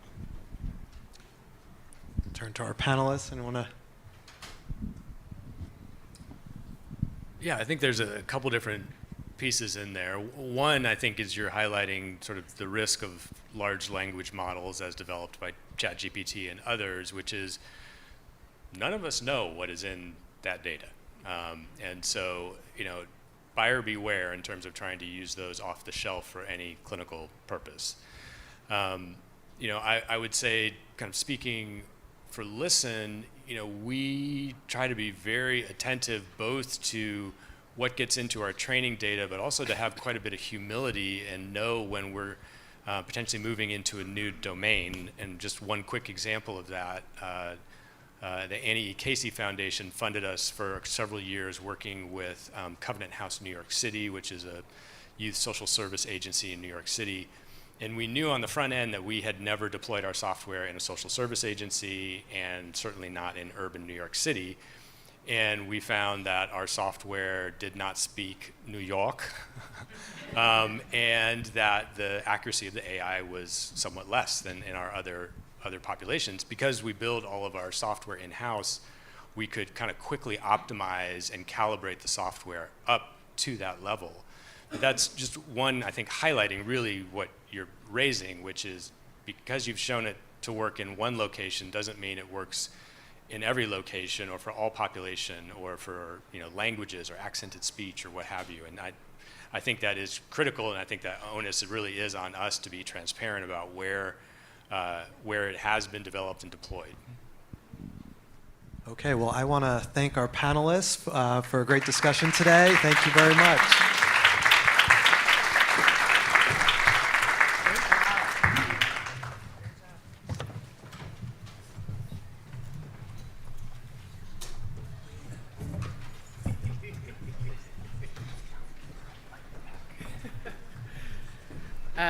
Thank you so much. That was a wonderful, wonderful panel. So it's my pleasure and honor to now introduce Congressman Don Beyer from Virginia. He represents the 8th District. This is his 5th term in office. He serves on the Joint Economic Committee of Congress, as well as on the Committee on House Ways and Means. He is serving his first term, though, as co-chair of the Mental Health Caucus. The Congressional Mental Health Caucus works really closely with MHA, so we hope this is the first of many terms. He's also leading the House Task Force on Suicide Prevention, as well as co-chairing the Congressional Artificial Intelligence Caucus. So a lot of responsibility here, and we appreciate him taking the time to join us. Good afternoon. Thank you for inviting me to be here. I want to first apologize for the fact that you're meeting at the Capitol Hilton rather than in the Congress next year. And although it's nice to be at the Capitol Hilton, but still we'd much rather have you on the Hill. It's a very fun place. When I drive to work in the morning, I'm still going to work every morning despite the shutdown. I'm just amazed that I actually get to work there. It's a very cool thing. And Caren mentioned, I think I got invited because of this dual role of chairing the AI caucus and co-chairing the Mental Health Caucus, and 10 years ago setting up the Suicide Prevention Task Force. So I'm really excited to be your interlude speaker between important panels. So let me just start though by talking about the shutdown. We just did a big press conference about 6 blocks away because they fired so many federal employees in the last couple of days. There are lots of different pieces of how the shutdown is affecting mental health in America. The very first and most obvious is all the federal employees who've been fired. We're now 300,000 fewer federal employees now than we were on January 20th. Not all were fired. Some of them took the fork in the road. That fork in the road was equivalent to 2 million federal service hours disappearing like overnight on September 30th. But we're really worried about what's happening to the people who live not just in the Metro DC area, which is 20% of the federal workers, but federal workers all over the country. The second big thing that's been affected directly relevant to your work is telehealth. The telehealth was always part of a funding bill. So when the funding bill stops with the shutdown, the telehealth stopped too. So what we're hearing from lots and lots of incoming constituents is my psychiatrist, my psychologist, my MSW worker, whatever, can't do telehealth anymore until the government reopens and the money is funded again, which is a terrible thing. I have lots of friends and family doing the telehealth, and it's a critical part of their lives to be able to work in that hour on a Tuesday afternoon right after work rather than having to get in a car and drive sometimes many, many miles. There's also the direct impact on different federal agencies. One of the ones that I'm most concerned about was SAMHSA. With World Mental Health Day, and they announced on the same day that they were firing all kinds of SAMHSA workers, which is the exact opposite of what you should be doing on World Mental Health Day. We had the first commercial airline disaster in 20 years back in late January, early February. 67 people killed about a mile from my house. And it was the SAMHSA workers who stepped up and did most of the mental health counseling, not just for the families of the people that died on the plane, which is a very important constituency, but there were mental health challenges all through the airport workers. And we had something like 25 different fire departments, police departments, others that responded to help pull bodies out of the water, and the mental health crisis was writ large, and SAMHSA was the primary people making a difference there. And then there's the FDA. I just came from a press conference a couple of blocks away protesting the firings, but there were HHS workers and FDA workers and NIH and CDC, and all of them just worrying, where's the next research happening at NIMH, or what's going to happen to the next drug approval. Already, since the beginning of the year, FDA is on the pace for the lowest number of new drug approvals in the last 4 years. This is what happens when you don't have good people that are there worried about it. So I hate the shutdown. We got to do everything we can to get the government open again. The middle ground, the sticking point, but it's also the win-win situation, is restoring the Affordable Care Act tax credits.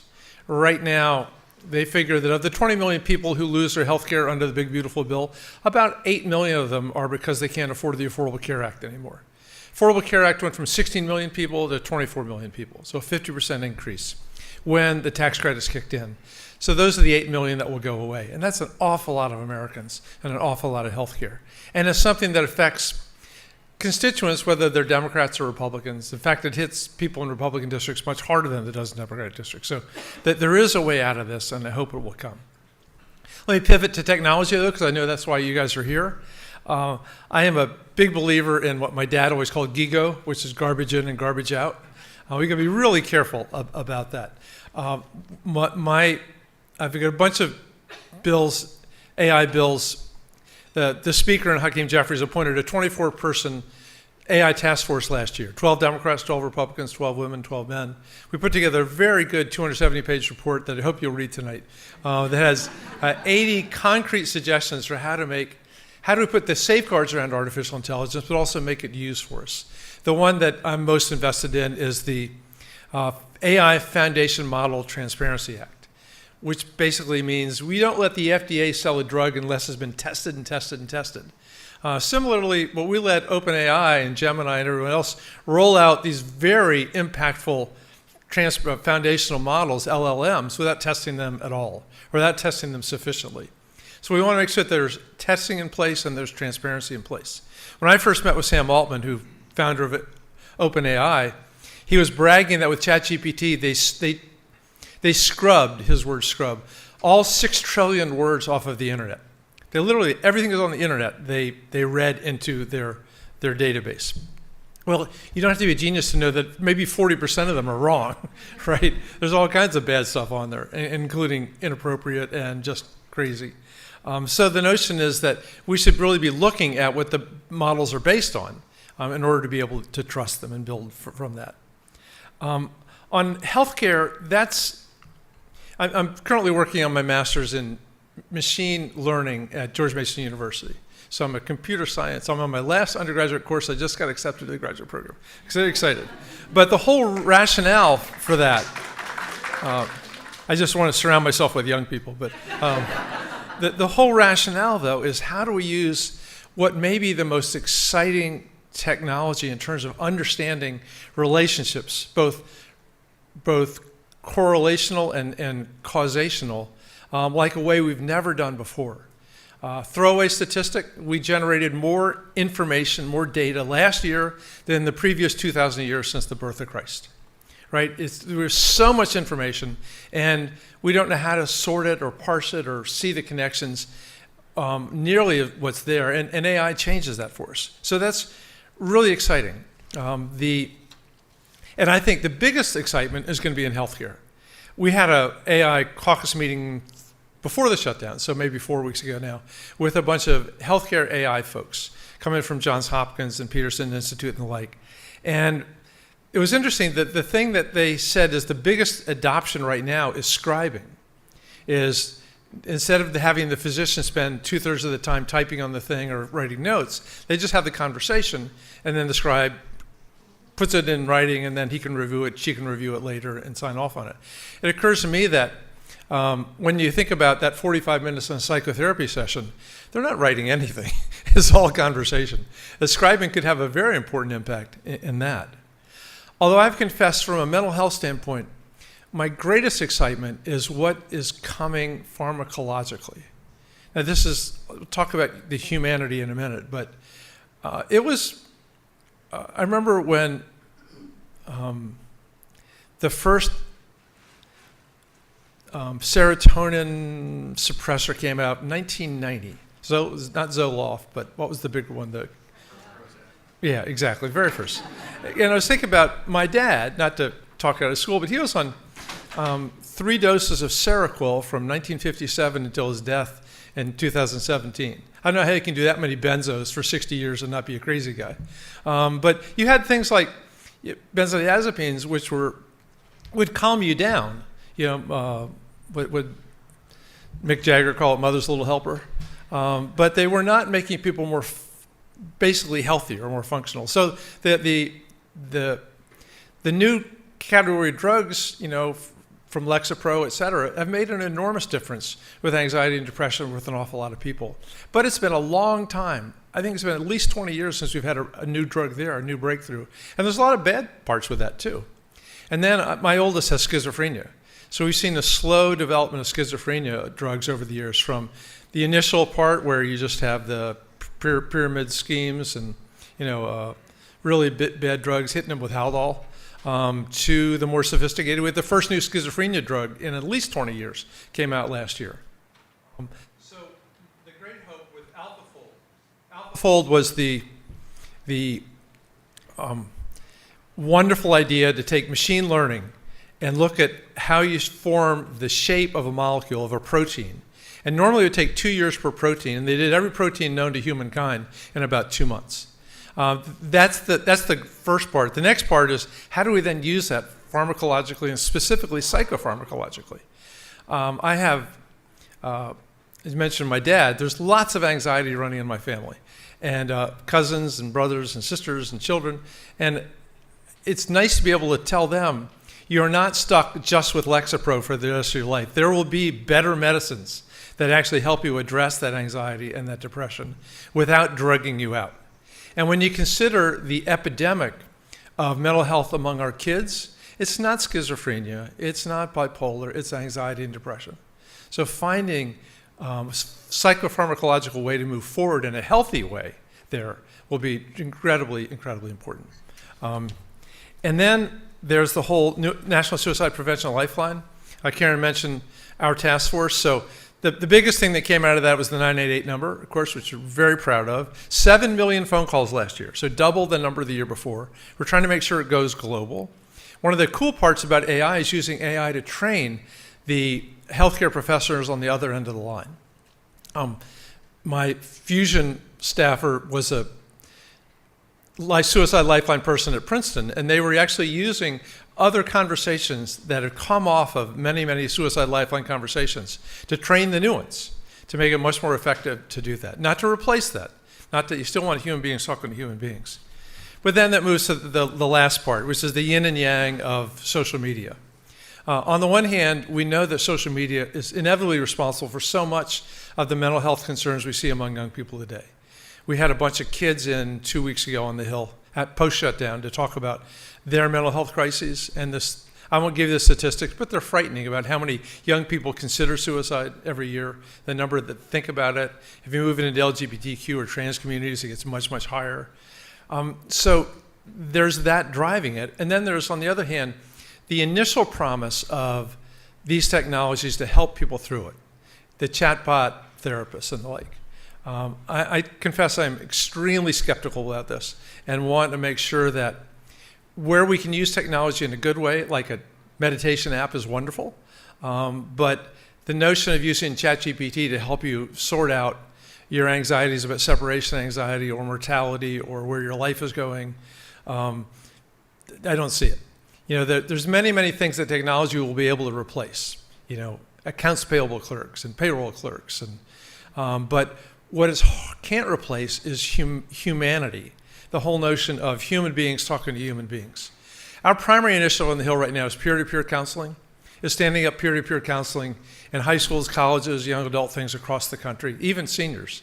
Because when you're in crisis and there aren't enough psychologists and psychiatrists and you can't afford them, the primary thing is to have another human being to listen to you, to talk to you, to assure you that things will be okay. And forgive me for being old-fashioned, but I just don't see ChatGPT filling that role in my life or in anyone else's life. So we find ways to build on the positive parts of it, but be skeptical about the rest of it. In the meantime, we're about to build something smarter than we are. We've never had to deal. We've always been smarter than the wolves and the cows and the dogs and the chickens. We're not too far away from artificial superintelligence. And we don't know what that's going to mean. There's a new book out called If Anyone Builds It, Everyone Dies. Nate Soers. It's only one of many of the great artificial intelligence scientists who are worried about what that will mean. Anyway, I hope I've cheered you up enough. And thank you very much for letting me be part of the interlude. Thanks.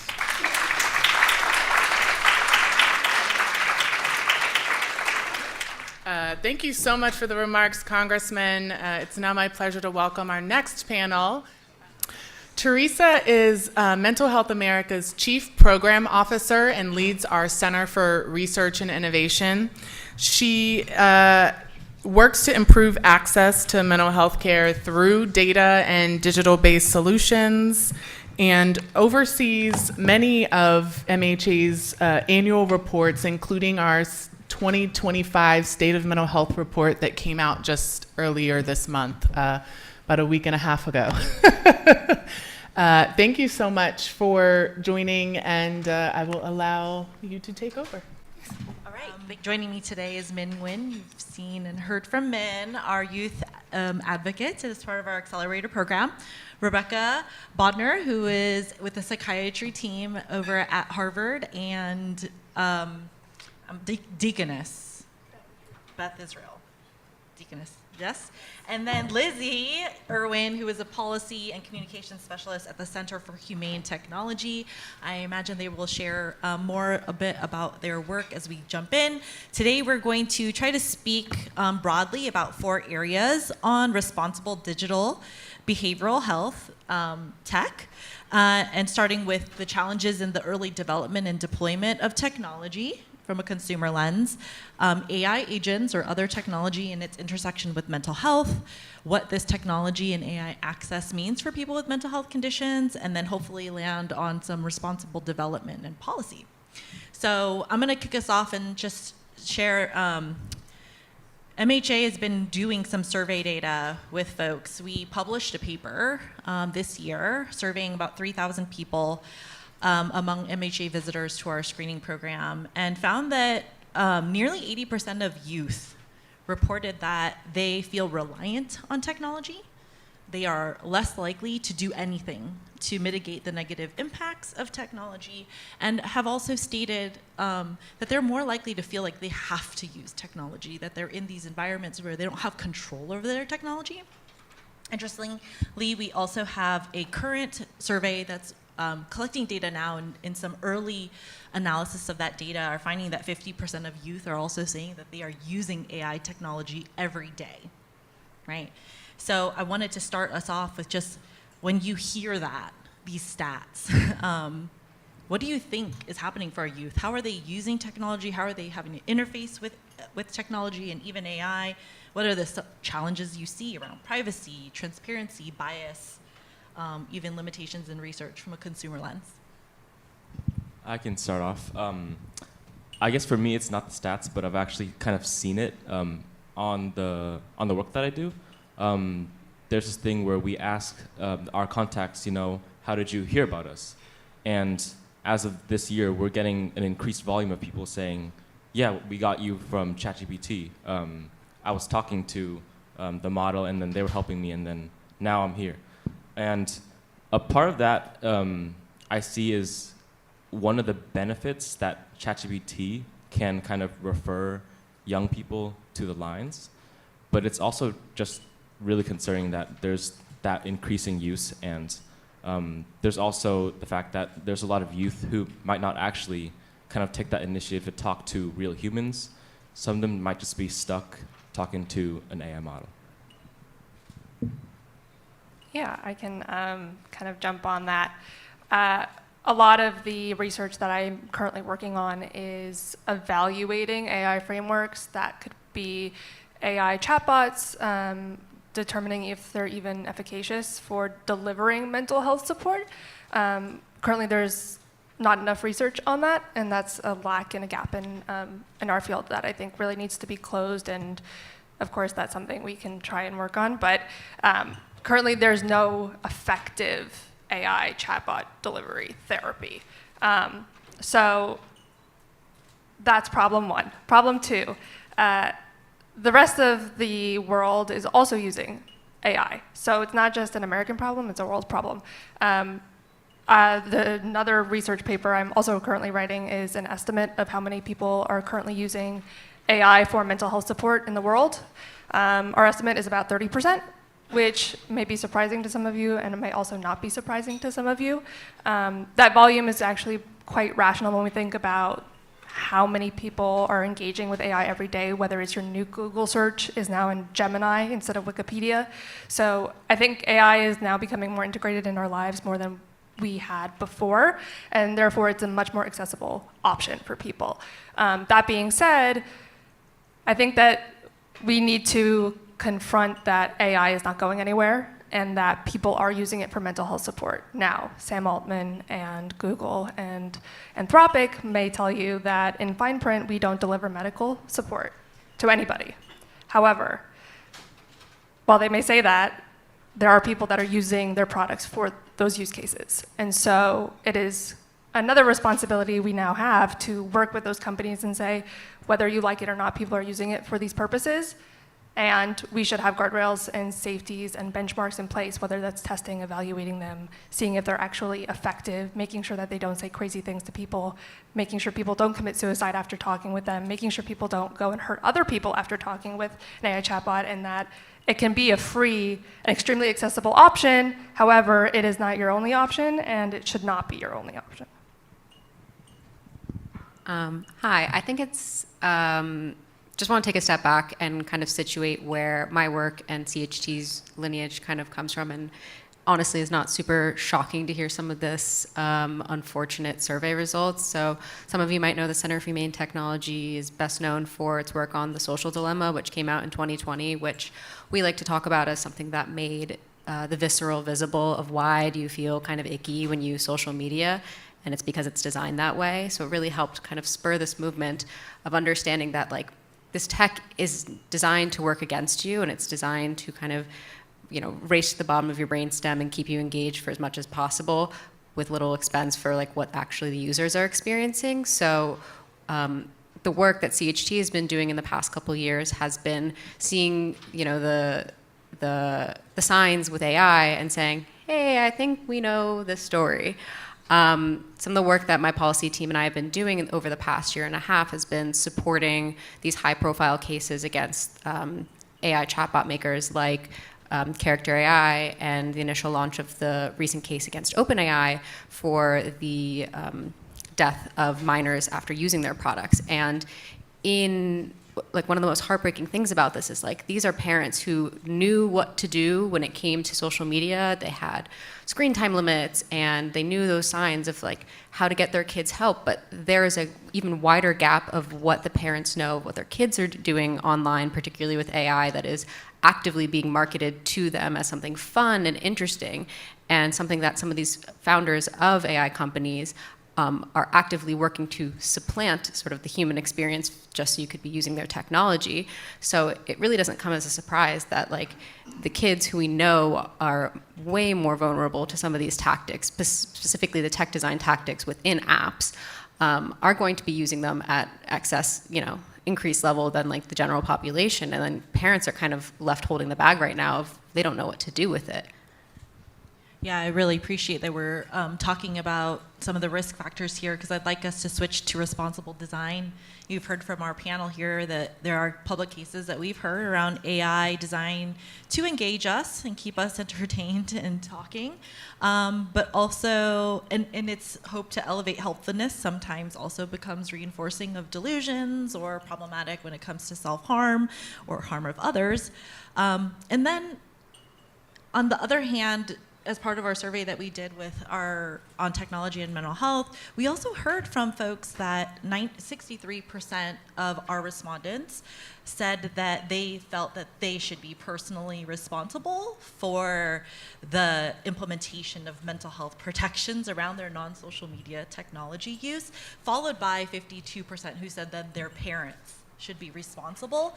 And this has attention, right, around autonomy, responsibility, protection, and I'd love for us to chat about what do you think we should do from a consumer education standpoint, from a safe use and development of AI standpoint, and maybe especially for vulnerable populations like children and adolescents. I think on the short term, there's definitely some sort of tips and tricks we can be empowering users to be engaging with these sort of platforms and know how to best interact with them. But there is a definite clear need that the right call is having the onus be on those responsible for developing these platforms, particularly because they know a lot more information than we do. There's a huge asymmetric imbalance in terms of the information they know about the user as well as the information they know about the technology that they're designing. And unless compelled to do so, they are going to keep that in a black box where they don't have to be transparent. And it's sort of like a product of this space we've been in for the past 2 decades of how social media companies have been targeting the public writ large, that this is first a personal responsibility and then maybe a parent's responsibility, all to kind of deflect the fact that the person who is most responsible is the one developing the product and who knows the most about it, particularly in the context of something that is so new that we are having to grapple with changes, every single day. Yeah, I can touch on more kind of the research groundwork aspect of this in developing and working with these companies. Our team works directly with these companies. We have meetings with these CEOs all the time. And I think in our lab and at Harvard, we truly believe that knowledge is power. And so with knowledge, and more information, you are within your own power to make these decisions and make more qualified decisions and more informed decisions about your own technology and AI use. Now, unfortunately, these companies are within their right to say, we don't want to give you any more information about our customers, about our consumers, about their conversations, about what they entail. To give them some credit, they do produce some of their own research. Anthropic came out with a study last year and a couple weeks ago. Same with OpenAI just released a study on what their consumers are actually using ChatGPT for. While my numbers and our team's numbers don't necessarily match their numbers, I think that the first thing we can all do is try to come together and agree on some baseline benchmark for, one, what does it mean to have an effective AI chatbot for mental health support? Two, what does it mean to have mental health support? Those are big questions to be answered, but I think that working together, not opposed with these companies, is kind of the goal and going to be the key to moving forward. The other thing is that our lab has created these databases of knowledge for people because we know that there's only so much knowledge they're going to give us, and so we have to kind of create our own knowledge, or at least give everybody a review of kind of what is available and out there. One of the products that we have developed is called Mind Apps. It is a database that is based off an evaluatory framework that our team developed for every single mental health app that's available in the world. So you as a provider, you as a user can actually go in, use this free database and the source, and if you want a specific mental health app for depression, for bipolar disorder, for an eating disorder, for psychosis, you can go in and try and find, and we have evaluated which apps will deliver these interventions or which apps are best used for these cases. We're currently working on a similar project that would be doing the same evaluatory framework for these generative AI chatbot models. That is something that we are trying to do at the moment. But these kind of steps moving forward can help us give the knowledge to people so that they have the power to make these informed decisions.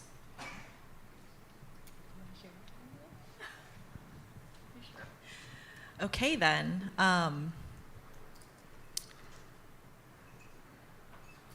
you sure, Ben? Just because I'm like, feel like you have something to say about youth. I felt like my fellow panelists summed it up really well. Thank you. I guess I'll speak about a little danger. I guess I'll compare myself to the AI model.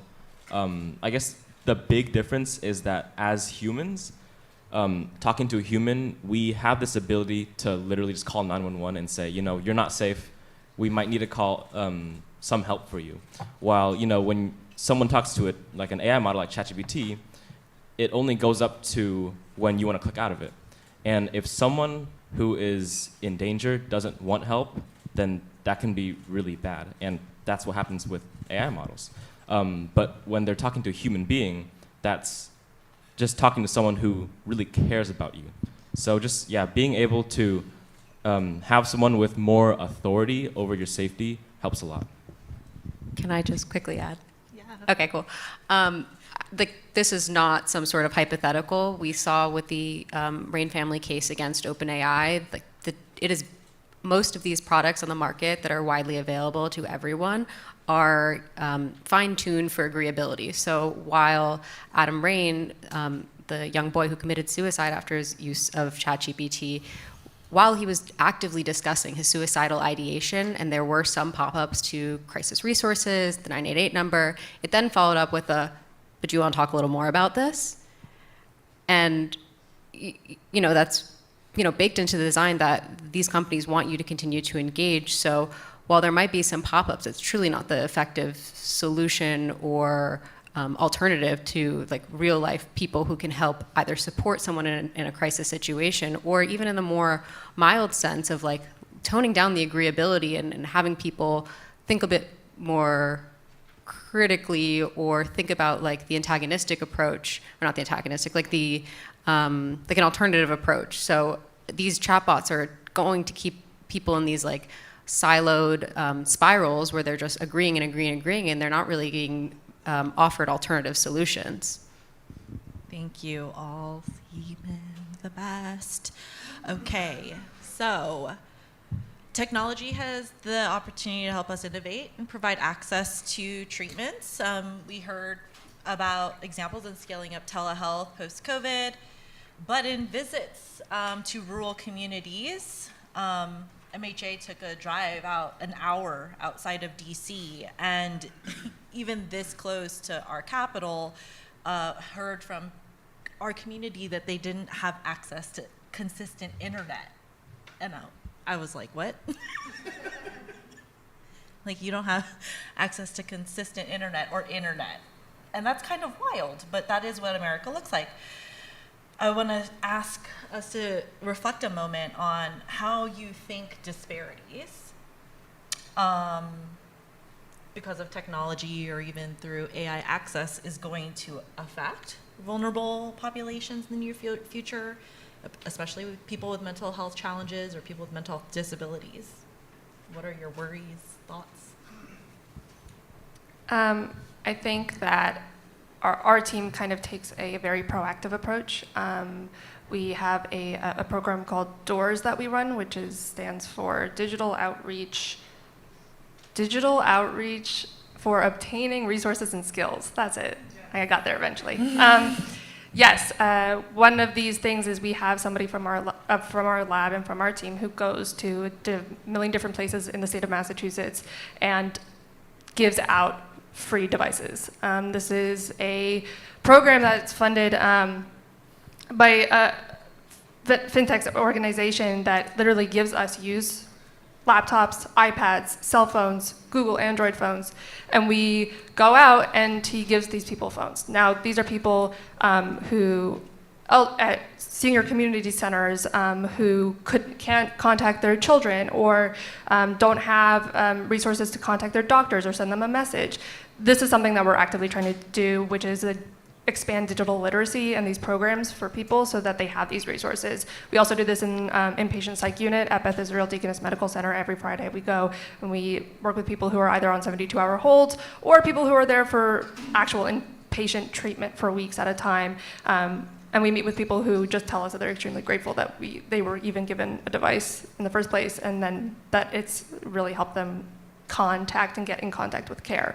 I think that's something that is a human experience that, without access to internet, you don't have those options. And so I think continuing this in-person, human-to-human connection, going out into the world, expanding these resources, giving people digital literacy information, giving them the resources they need to access the information that they can, to get that knowledge so that they have those power to make those decisions and get the care that they need is the most crucial thing we need to do moving forward.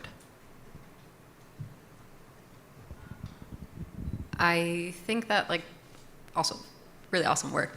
I think that while there's this huge gap that needs to be met across the country, across the world, really, when it comes to artificial intelligence, particularly just dropping in and saying it's going to be the everything tool, wouldn't it be great to imagine that everything tool having those sort of resources baked into the design?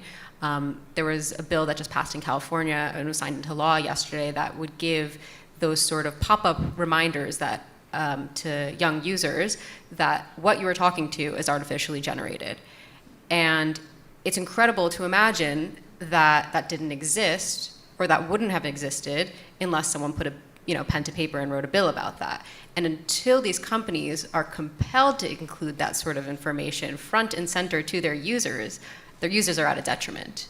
And so unfortunately, there are really good players in the space who could be doing that on their own, but we really have to expect that we're raising the bar. And if that's not going to come from internally within the tech ecosystem, then it seems like it's going to have to come from externally, from policymakers who want that and expect that to be the baseline standard for how these technology companies are interacting with their consumers. Thank you, yeah. I do kind of want to speak a bit about vulnerable populations and youth. I don't know how related this is going to be to the question, but I kind of wanted to just bring up a conversation I had with one of my professors. I go to Reed College, for anyone who knows where that is. I told her about the work that I do with youth, and I kind of asked her, because I noticed that a lot of youth are getting referrals from therapists to talk to a crisis line. I asked her, why are youth kind of coming to us as opposed to going to the therapist? Why isn't a therapist there for them? And she just kind of told me bluntly that there's not enough therapists to support the rising amount of children and youth who need mental health support. And when we kind of figure in AI, it can really be captivating for young people because as opposed to, say, the limits of actual human beings who kind of have this, a set time to work, AIs can be kind of like a resource 24/7. And so it can really just catch on to a lot of young people, and it's just really dangerous. Yeah. It is scary. Let's switch and talk about policy and frameworks. So we've heard a lot about the challenges. I'm hopeful that we can talk about, outside of the resources we share, some of the action orientation that's moving very quickly right now is around frameworks for how corporations should be engaging in responsible design and what legislators should be thinking about when developing community-centered policies that are balanced. So I'd love for us to discuss what you all believe are either the frameworks that they should be keeping in mind, if there's something published around that, or what developers should be doing. We've heard a couple, but anything else to also share really hit on to better serve people with mental health needs? I guess I can start at least from the kind of research development side. like I said, we work directly with these companies, and there's positives in that they do want feedback, which is great.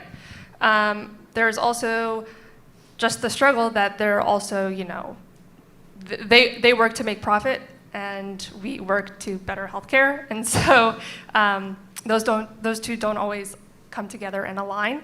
However, I think that as a society, we can agree that, like Congressman Beyer was saying, that hello? Okay, we're good. That testing is really, really crucial. Not just putting these things out before they've been tested is just a really big step and can be a really big safety net. Instead of just releasing without testing, and actually going through physicians, going through clinicians, going through individuals, your everyday person actually having tested these things can be just an amazing step forward. There's also the next step, which is actually integrating clinician, physician, patient advice and guidance and experiences into the creation of these models, training these models on actual, real, in-person, inpatient, therapist-patient scenarios is going to be super beneficial moving forward, and that kind of actual training needs clinician, physician, patient oversight, not just kind of on the whim created by some tech bros in Silicon Valley, which I can say because I'm from Silicon Valley, so I can say that. But that these kind of things need to be formed and formulated and then put into these models and trained, not just whatever the internet has said and then put out into the world to help people. All of these just like little tiny benchmarks that are things that I know like Lizzie works on in policy, that these types of things that are trying to be pushed forward can be extremely beneficial. I know Min has more to say on like at least the groundwork of like how we can help people get more information and how youth can be more proactive about when and how they're going to be using AI. But that's kind of the basis for what I have to say. Hello. Okay.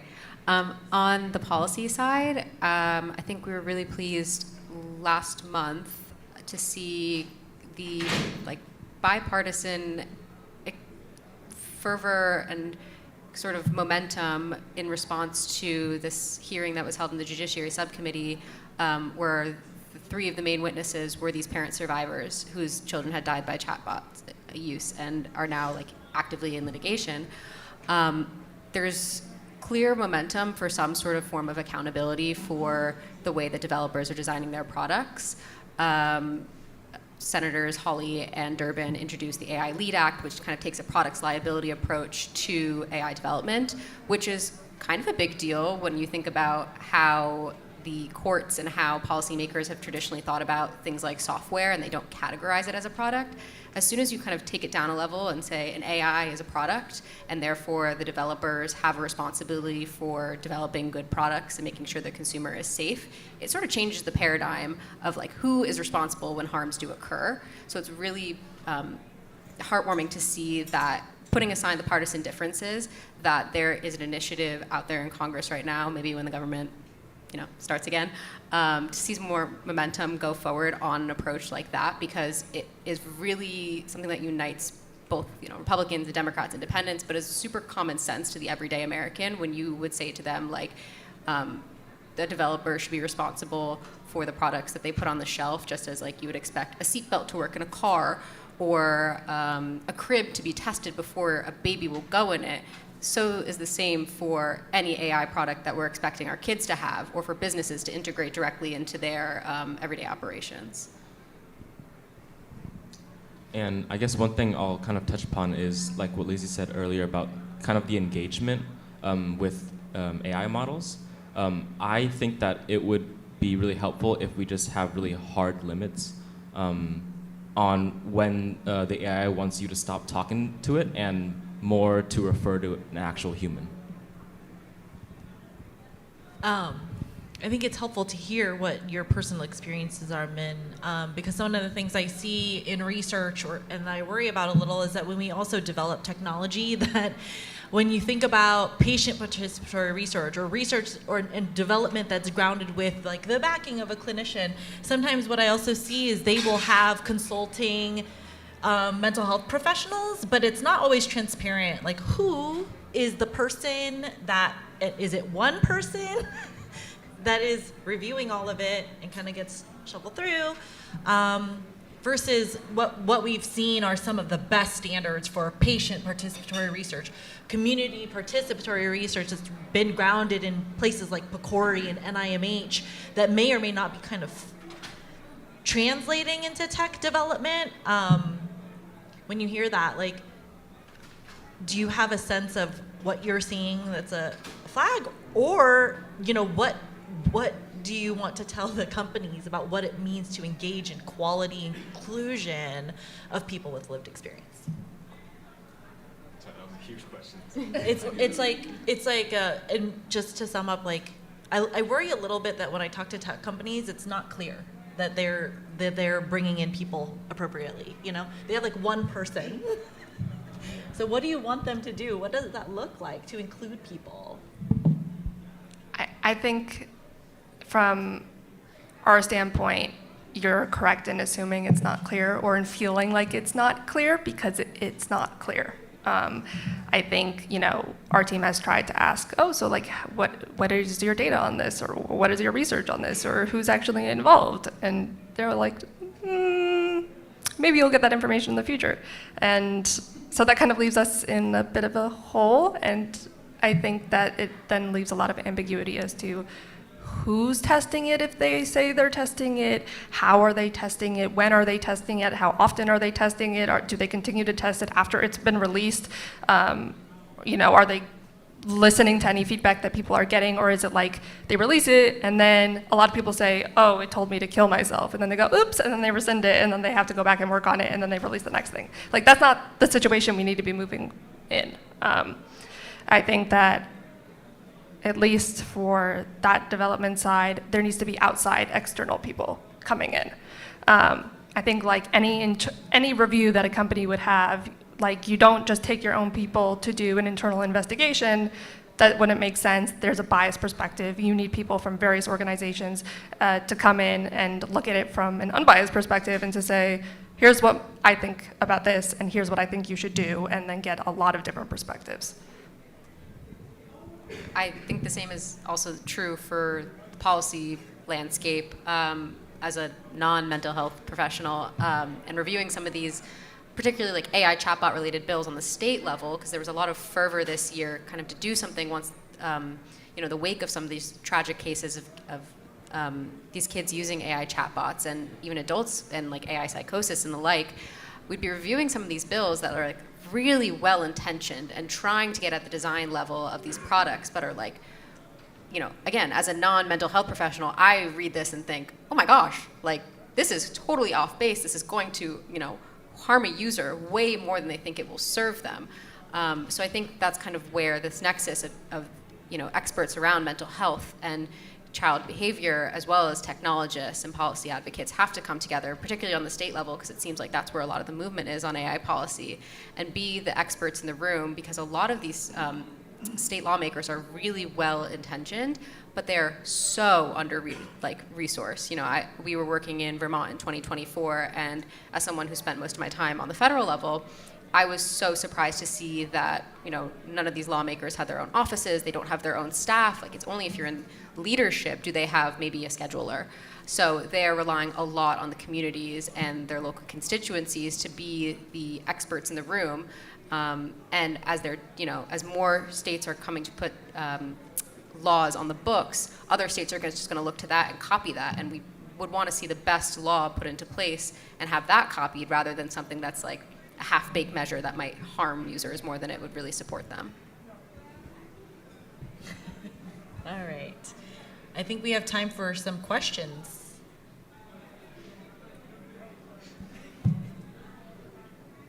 Any questions?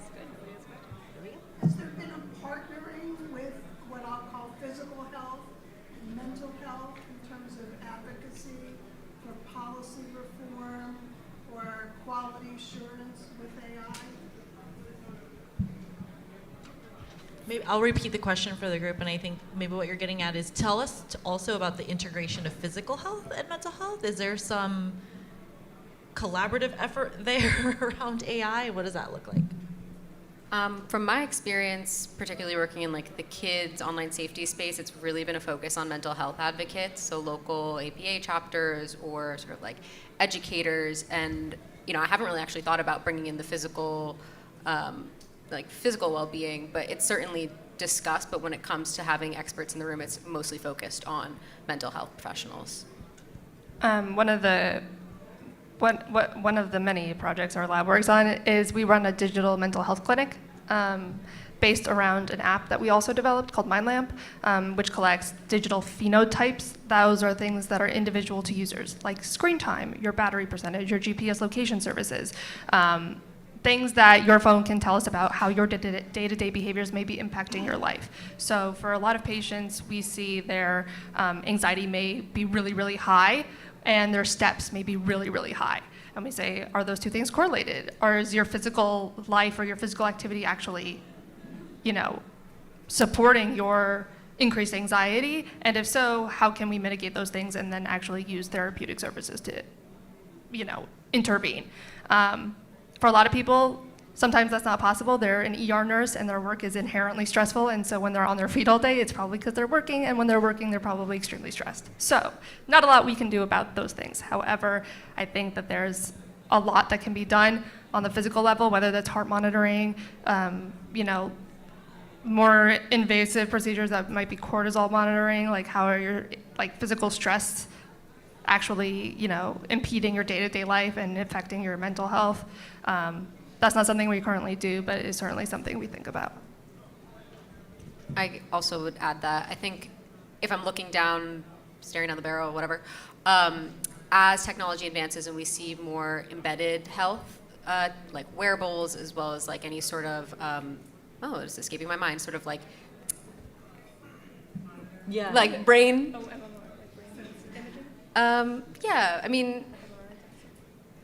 No, I would say even on like the more consumer level, like as things are becoming more embodied technology, I can certainly see a space where physical health professionals will play an instrumental role, because it's no longer about just like the behavioral aspect, but about like the actual physiology of a person is going to become a new battleground for some of these like thorny tech policy issues.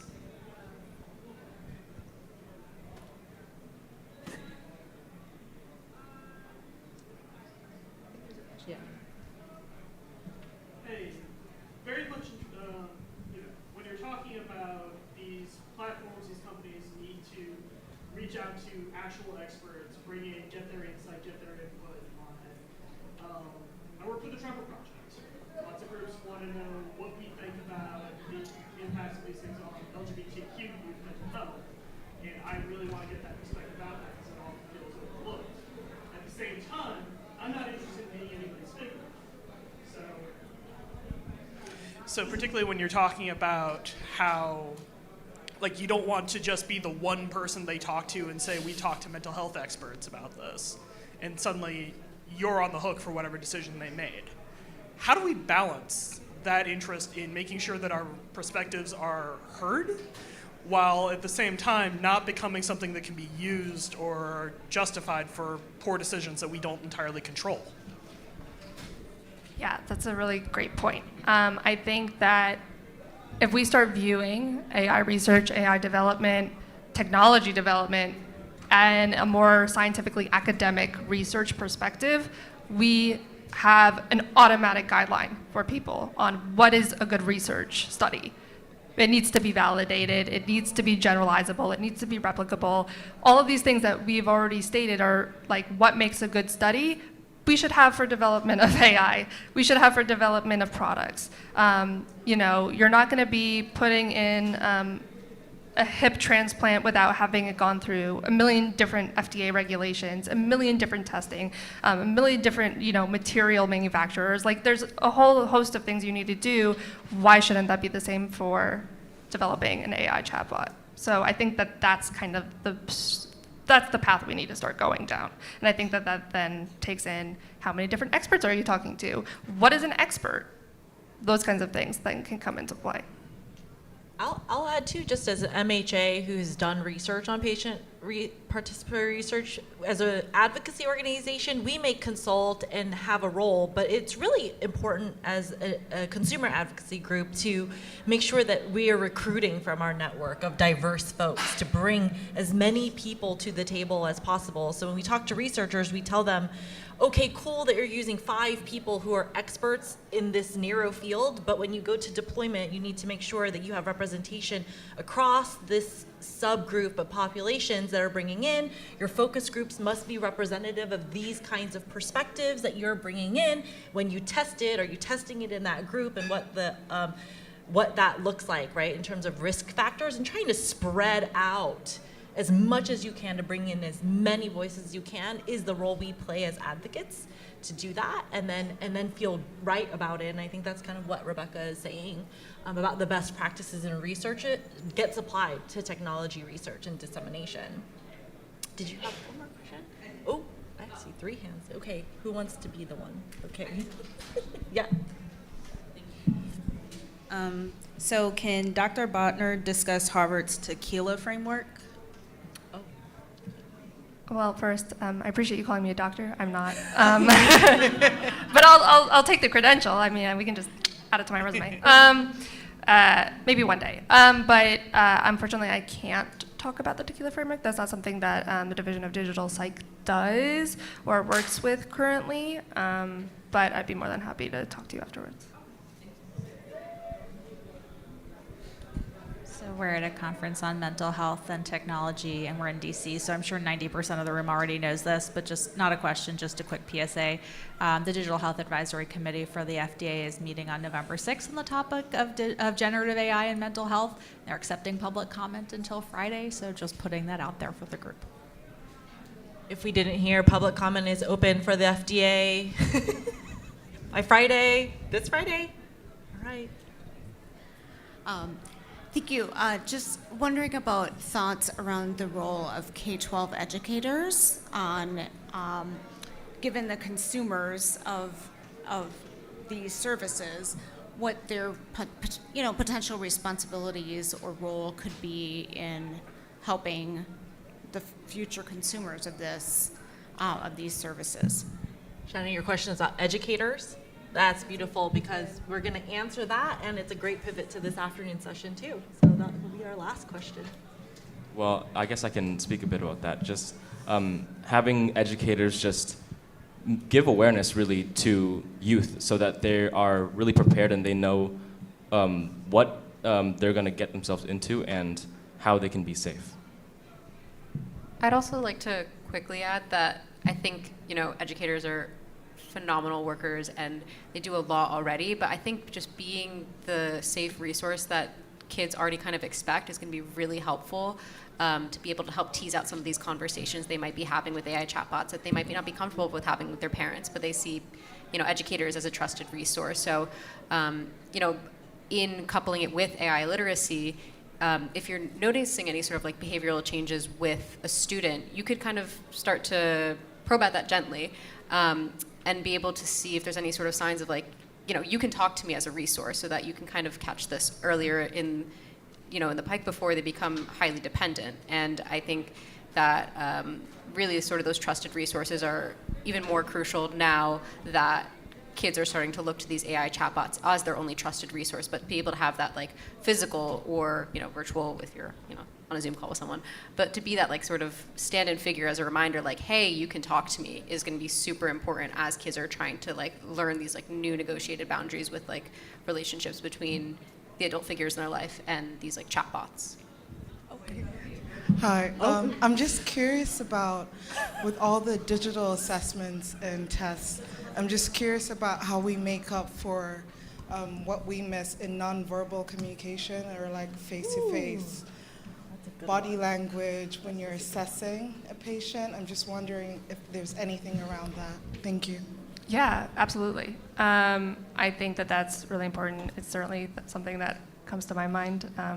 I think that we after COVID our clinic has pretty much gone completely virtual. What that means is that we do all of our meetings over Zoom. So you have one-on-one meetings with patients over Zoom. I talk to patients every single day over Zoom. Now, we can request that they turn their camera on. Most of them do. However, some of them don't. And I think that things that come into play are then things like tone of voice, attitude. If they do have their camera on, it is body motion, it's where they are positioned. I think that there are benefits to having virtual sessions. I think that there are not benefits to having virtual sessions. But I think that these types of things are important, especially when we're talking about AI chatbots. It can have trained empathetic responses, but it's not like sitting there with you in the room. It can't even see you or hear you or your tone of voice. It's just reading off text. Now there are voice, you talk into the thing and it'll read it, but I don't think we're at the stage yet where it can develop tone and then create an empathized response based on tone. I think that's quite a ways away. So I think that these are definitely things we need to keep in mind, and goes into the regulation aspect of what does development for these things look like? What are the safety nets for these things? How do they need to be tested and developed so that you're mitigating for the risk of you lack tone, this is just through text, you can't even see who you're talking to.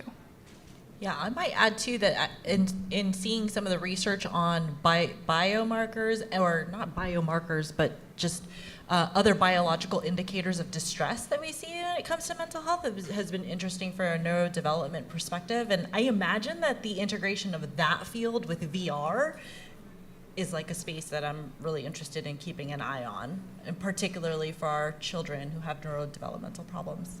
So really great question. Okay, well, thank you so much to our panelists. Let's all give them a round of applause.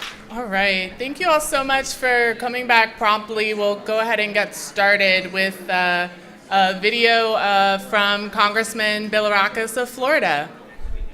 My name is Gus Bilirakis, and it really is an honor to speak with you today.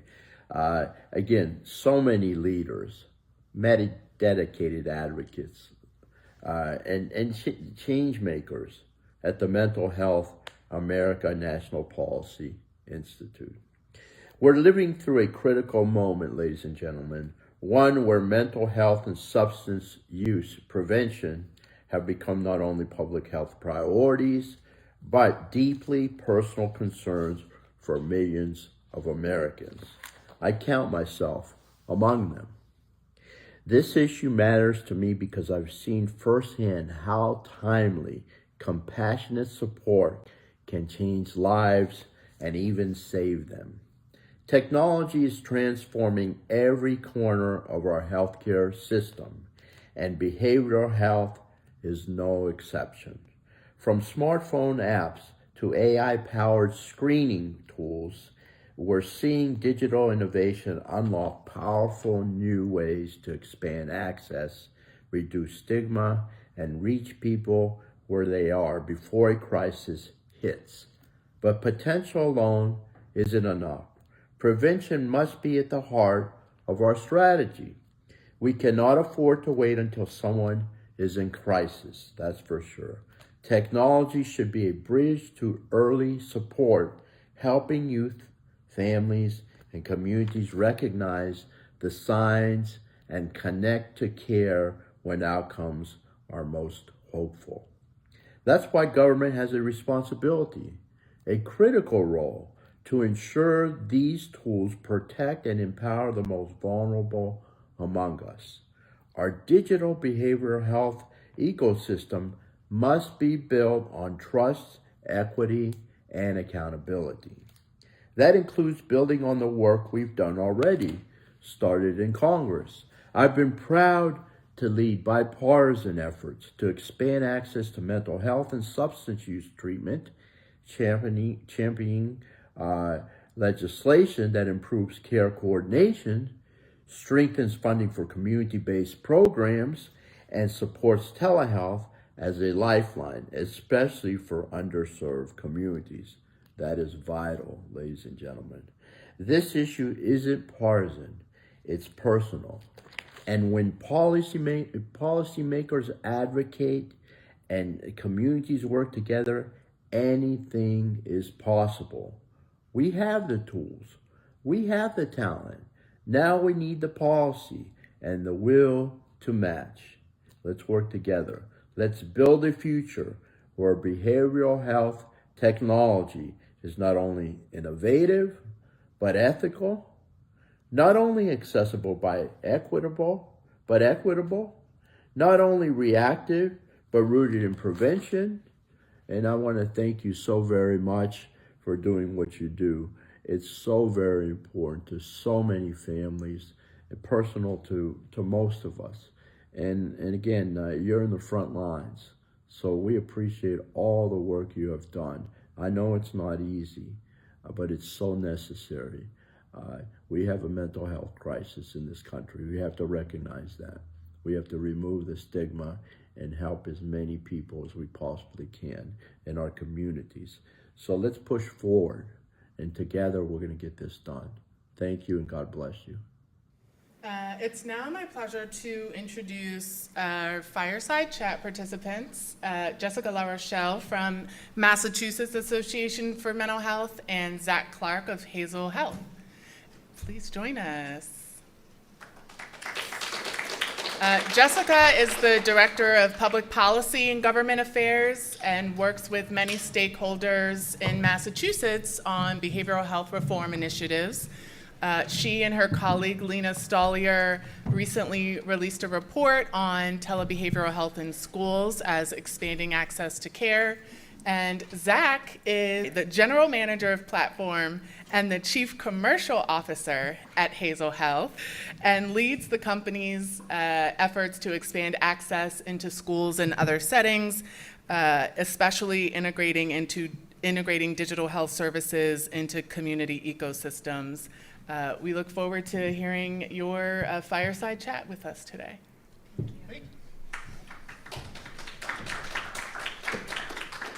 Thank you, Caren. And thanks to Mental Health America for having us here this afternoon, and thank you to all of you for being here. It's Zach and my pleasure to talk about tele-behavioral health and tele-behavioral health in schools. And so just to kick off, thinking about all the different innovations and technologies we've heard of today. We've heard about AI, we've heard about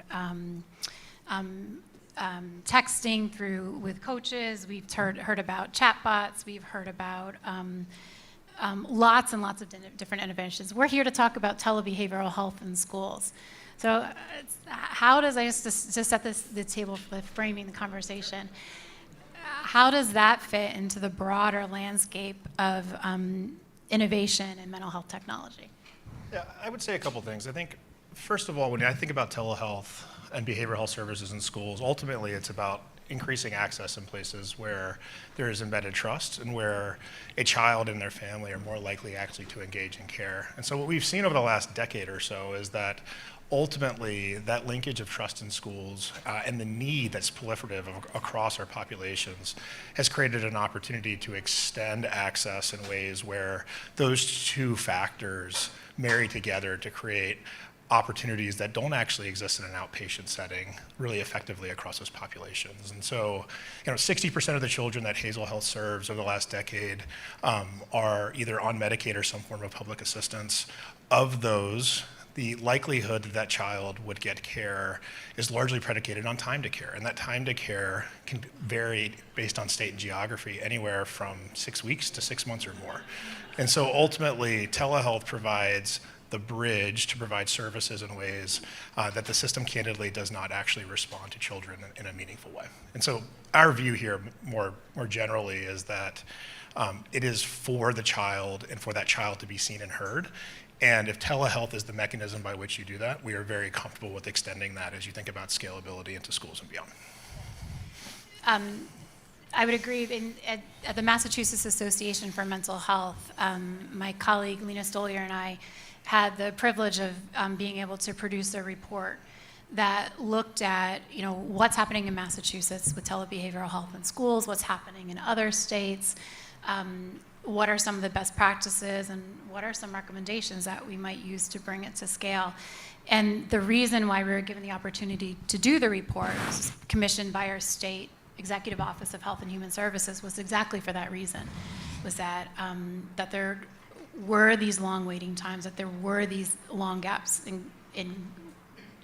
to first appointment, and tele-behavioral health a very important niche or role in meeting that need and filling that gap. And tele-behavioral, it's new. It's not necessarily new technology, but the dramatic increase is new since COVID. And I think something else that's worth mentioning is the dramatic increase of tele-behavioral health in schools is also new. And you have kind of your behavioral health system, and then you have your school system, which are very different systems with different cultures, and bringing the two and merging the two together to meet kids where they're at in the school setting is not easy. And I think in the recent years, as the uptake of this tele-behavioral health in schools has really exploded, we've seen a lot of best practices, and there's a lot to learn from for implementation. Yeah, I would say a couple things about the underlying population, right? And so if you think about the underlying barriers to care, there's likely to be transportation barriers that child or their family may face. There may be alternative barriers to just time, right? If I have likely to have two working parents at home, the opportunity for that working parent to be able to get to school, to get that child out of a school setting, take them out of that learning setting, and then bringing them to in an outpatient setting primarily becomes really proliferative in terms of the underlying barrier. Then when you tack on the underlying insurance coverage, whether or not I actually have a coverage for these services or not, and then the cultural competencies that are implicated for a child in very diverse geographies where you may not have access to a provider with that appropriate competency that does have a time available to you. All of those create compounding factors in the way that you think about a child getting access to the care they need. When you think about our population in particular, the average age of a child receiving care at Hazel is 11 years old. The average age for a child to actually get a registered diagnosis in this country for a mental health condition that is likely to exist, and about 1 in 5 children have one, is 14. And so already in the time that we've been spending working alongside school and state partners, we are finding that increasing that access gives you a venue to actually start earlier in the cycle of their development, number one. And number two, it provides a venue for support where families can engage with teachers and educators and counselors and others that know that child as well, if not better than you may know your child based on their engagement in school, right? And so when you have underlying behavioral trends in schools that then become opportunities to refer against even the suspect of a underlying condition, those factors create much more conducive environments to actually wrapping your arms around a child well before the system today is really built to serve them. Absolutely, helping to reduce that 11-year gap between symptoms and beginning of treatment. That's right. So for folks that aren't as familiar with Hazel Health, you talked about some of the gaps that Hazel Health fills, but can you just explain a little bit more about Hazel Health itself and the services and how it works for kids and families? Happy to. So we are an organization founded about 10 years ago, and within that context, it was founded under the premise that children of any age, no matter the lottery of birth or age or their geography, should be seen and heard. And largely, that notion was predicated on the dearth of access to care for this population in particular. And so when you think about school environments in particular, there are a variety of different factors that create the right kinds of opportunities to engage both children and their families around the opportunity to bring access to care, right? And so one of those is you're 6 more times likely to get care at a school than you are in an outpatient setting if you're a pediatric child, whether that's a school nurse, whether that's a nurse practitioner, whether that's clinical services that are being rendered within your school system itself. And so that just the likelihood of getting access to healthcare in that setting created a really interesting opportunity, I think. I think the other side of this is just like fundamentally children have been crying out for this need and have been for some time, right? And so schools as a venue to support these underlying conditions were ultimately a place where we realized 2 things. One, the school itself, while not a true provider of care, was beginning to become a provider of care in many settings, right? And so 10 years ago, the proliferation of LCSWs and other counselors in school settings was not what it is today, right? And so there was initially, I think, an opportunity to fulfill a real gap.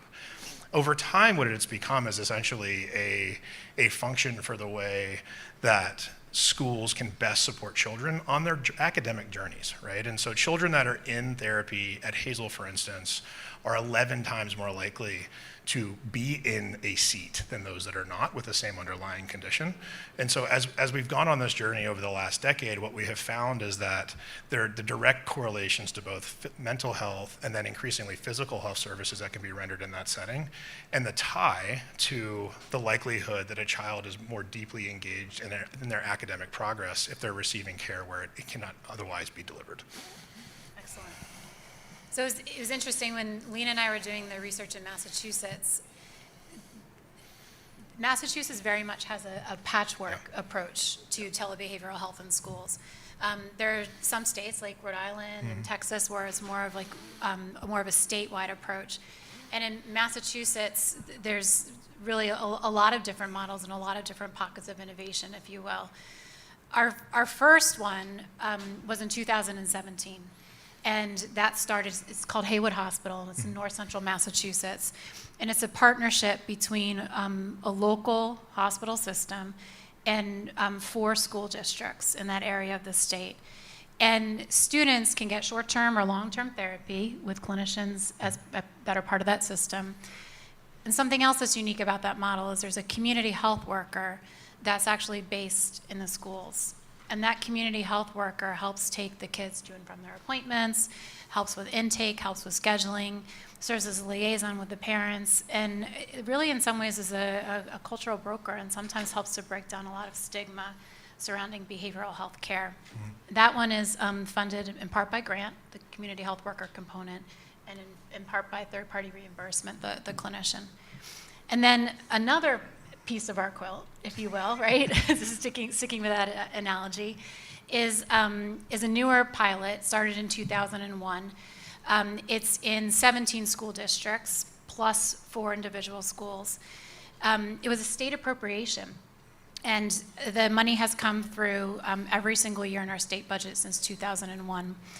And we have a community mental health agency called the Brookline Center that manages the project. They're the hub.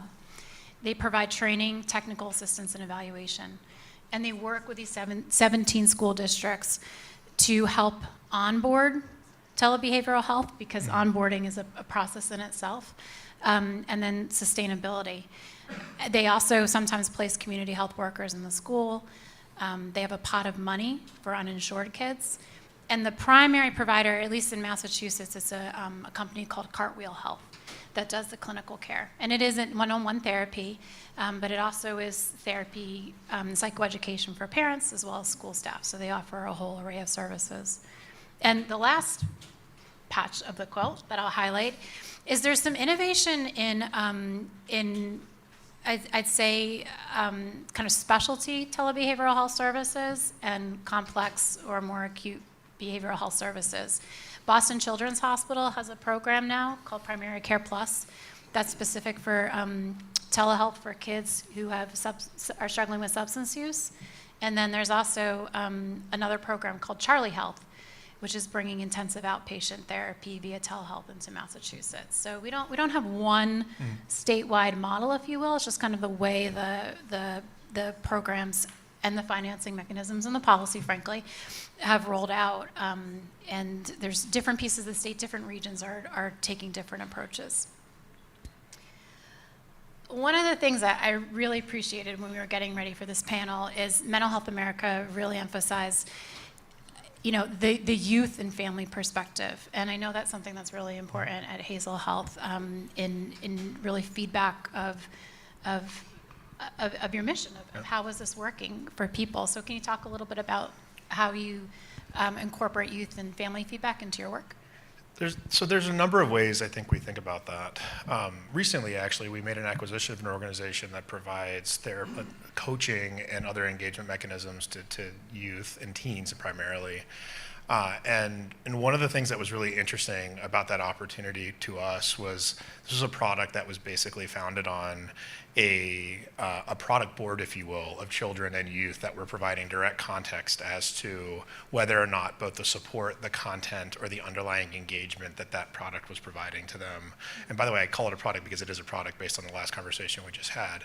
But I think the foundation by which children are actually providing the guidance as to the necessity, its value, whether or not it's reaching them in a particular way, and then their families' considerations and caregivers' considerations for its impact in their lives. And so that was part of our ethos, which is effectively that families and their caregivers should be the ultimate determining factor as to whether or not the type of products or services that a child is being rendered to, as well as the composition of them, right? And so within the context of our care model, we are very focused on both the underlying consent of that family, but also providing the degree of consistency in that experience to that child so that there isn't any discontinuity of care, which is the underlying level of trust, right? And you mentioned kind of one-on-one therapy. So in our model, it's a one-on-one therapy session, and it is that session that is extrapolated across the same provider over however long that child may be within our care. And so I think there's some fundamental kind of clinical model requirements, right, when you think about that underlying experience. I would say the other piece of this is, which is actually quite interesting from a school lens, is that oftentimes a parent may reflect on different needs that their child may have based on their own experiences with their child or their own understanding of how that child may be interacting within their community or in a school setting, et cetera. And so because we accept referrals from both parents and educators, we kind of sit at an interesting nexus between those two. And one of the things I think is really important is that both of those underlying messages are heard, right? Like ultimately it's a parent's decision as to whether or not they receive care within our arms or someone else's. But what's unique about that school setting and that experience is that those that are closest to that child, which is 6 to 7 hours a day, hopefully 5 days a week, have the opportunity to surface the kind of potential risks or other interactions that may inform how a parent may think about the likelihood that a child may actually have a better outcome if they're in therapy. And underneath of that, it is trust. Like ultimately, it's trust in your educators that are providing that referral. It's trust in our clinical model and the way that we engage across a school family in that ecosystem that give us the right to touch those children in the ways that we do. And so fundamentally, if those two things are broken, both trust and or the right of a family to kind of drive the ultimate decision making, I think you end up in a scenario where care is not being delivered in a way that's meaningful to that child. So those are two of the ways that we think about that underlying principle. It seems like such a holistic approach where you have the child themselves, the family and caregivers, your clinicians and team, and then the school staff kind of rounding out the whole life or perspective of the child. That's right. Yeah, yeah. That's right. As part of the report that we did in Massachusetts, Lena and I did we were able to participate in 2 listening sessions related to how youth felt about tele-behavioral health and tele-behavioral health in schools in general.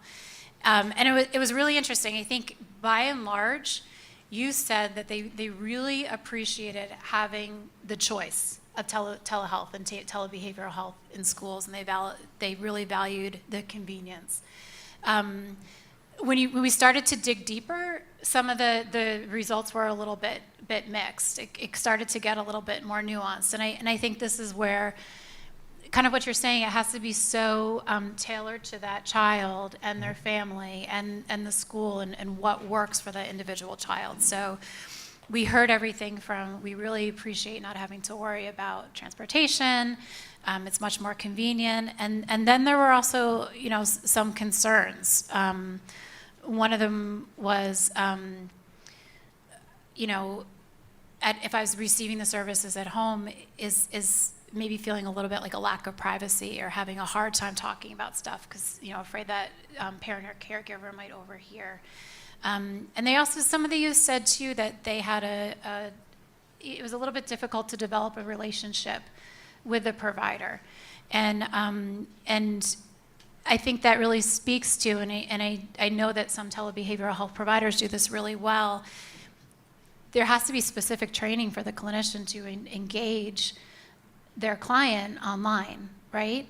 And setting, youth talked about also setting expectations. Youth had questions about how long is this appointment going to last? Am I expected to be on screen or off screen? Can I have my other devices in my hand while I'm doing this appointment?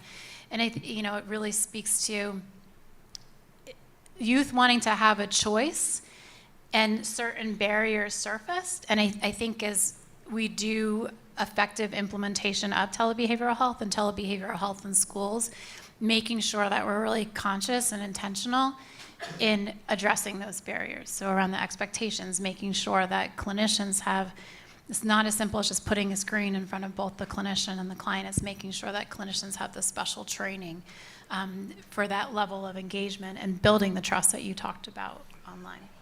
It's kind of interesting because the data that we have shown, that we have seen, I should say, and has been published in a number of different settings, indicates that a child in our care is about 80% more likely to receive care for the duration of the period of service than those that are actually getting care outside of a telehealth scenario. And so our data actually indicates that even if I'm getting care in an outpatient setting, all the barriers that we just described, transportation, financial accountability, time of mom and dad, like the underlying engagement that that provider may or may not provide in that setting, all of those lead to scenarios where actual full episode of care is never actually fully reached. And so one of the things that we have seen that I think is demonstrably different about the experience is that it is controlled in a setting that you've just described, where every one of those stakeholders has the ability to drive some degree of engagement around it. And then I think the other piece is around privacy and those concerns. In schools that we work with where we're really effectively implementing across a population, there are dedicated resources. You mentioned CHW resources, but if a school doesn't have a CHW resource because the policy model isn't as evolved as it may be in Massachusetts, for instance, schools are actually making a very concerted effort to bring in other stakeholders across that ecosystem to become that purveyor of trust, number one. Number two, it's happening in private settings, which is why one of the like school-based care is really fascinating, is that it is an opportunity to talk to a counselor in a setting where I may not have that underlying concern around who's listening to me. Is my brother or sister listening to me? Do I really want mom to know this in this moment about how I was feeling? Truth be told, there are plenty of scenarios in which that is actually not communicated to a counselor in that setting or to a therapist. And so that underlying trust of how we engage in the school then creates that setting where you can provide that kind of context, or if a child chooses to provide that context, can. And I truly don't believe that can happen outside of without the underlying support of telehealth. We would tell you also that telehealth is not the only answer here, right? Like, we are not a silver bullet. Telehealth is not a silver bullet in this. None of the scenarios or any of the interventions that we've described in the last 3 hours are silver bullets for anything. The truth is that underlying opportunity to extend access then gives you a venue to then guide that child and their family into where the right care setting may be. And so ultimately, while telehealth is important because of the underlying supply dynamics that we all face, as well as the challenges that many children would ultimately have to live underneath, like, without it, there simply isn't a way to bring the kind of access that we know children very much need. So. Yeah. No, I totally agree that telebehavioral health is kind of one tool in a toolbox of comprehensive supports and services within a school setting. Right. So I think we just have a couple more minutes. Mm-hmm. So if folks have any questions, we'd be happy to try to answer them. Yeah.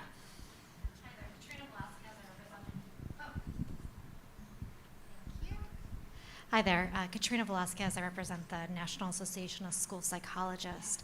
I'm curious, how do you guys see school telehealth, behavioral health programs fitting in with those schools who are lucky enough to have school mental health professionals? And any best tips and practices you might have? Ultimately, I think it is really around ensuring that you're meeting your population access needs and leveraging telehealth in a way that supports the underlying foundations that schools have at their disposal, right? And so if there are clinical models and clinical access that are already both funded and deployed within a school setting, we are simply an extension of that service, and that's how we view our role in many schools.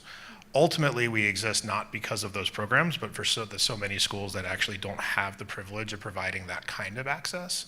And so I would say in those scenarios, it's a very differentiated way of thinking about the kind of product or service that we're offering. But for those that have fully integrated clinical models and they have the kind of staffing that's requisite for where the need is, we are simply an extension of that model, and we work very closely with those models to ensure that we're building an extension of what you're providing and not something that's disparate.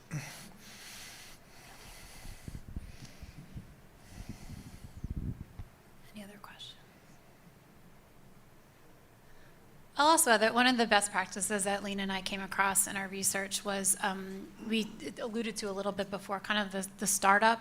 You just can't hit the ground running. There has to be kind of a planning period or a startup period.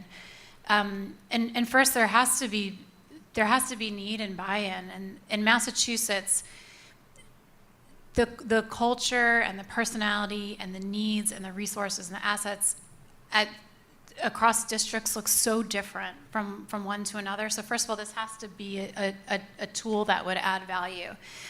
And if the answer to that is yes, there has to be clear roles and responsibilities between the staff on the ground at the school, right? That really is kind of the most important. That is the school setting, right? Where the children are spending their time. And then how can these supports, as you were saying, really wrap around and complement and fill gaps? And so clear roles and responsibilities, protocols, procedures, referral pathways. How does intake work? How does consent work? And clear memorandums of understanding between the school and the clinical provider. So your question is an absolutely excellent one. And if those relationships aren't defined, and if there isn't a good partnership between the folks on the ground at the school staff, and the teleclinic, it won't work well. So that's the essence of implementation. Thank you. I would say too, ultimately, the time and energy and investment that in school, leaders within that administration, leaders on the ground within a school or district, and those that are tasked with ultimately leading a whole child or mental health approach, have to take the kind of time and diligence that's required to really build a model that is cohesive around those needs, as well as where they may need underlying supports. And which is another way of saying that this isn't a 30 or a 60-day journey. This could be a multiple-year journey, and should be in the context of how you're wrapping service and support across that infrastructure.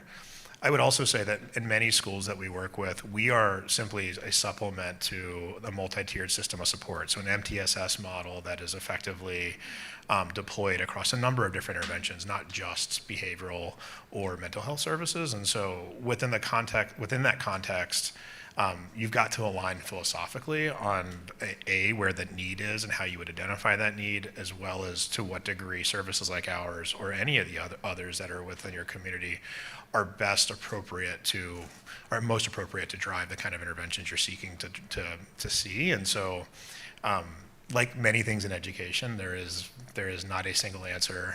It is a highly variable answer based on all of those factors. So we're ready to move on. Thank everybody, and move on to the next panel and kick us off in talking about policy and financing. It is my pleasure to now welcome to the stage Kelly Davis, our leader of Youth and Peer Advocacy, to award the presentation to our Youth Policy Advocacy Award winner. Kelly is a champion of youth and peer services and has worked with MHA for many years. Thanks so much, Caren. I also really enjoyed the chat. I'm doing a project, and I've been all deep in Hazel's website, so I'm like, it's cool to hear him talk about it. That was great. So hi, everyone. As Caren said, I am Kelly, and I have the honor of presenting this year's MHA Youth Policy and Advocacy Award. The Youth Policy Advocacy Award celebrates the work of a teenager or young adult who has spoken out about systemic mental health issues in schools, communities, or systems to educate policymakers about urgent changes to local, state, or federal laws or other policies that would better support the mental health of youth. This year's winner is Jasmine Goodman.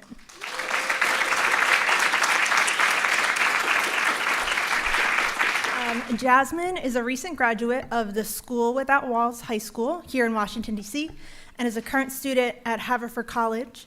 In addition to founding a business focused on crochet as an art form and fighting unethical fast fashion, she played a lead role in addressing mental health in her community as a member and then leader of her school's mental health club, Our Minds Matter. She led presentations about stress and anxiety and a school-wide campaign called You Matter.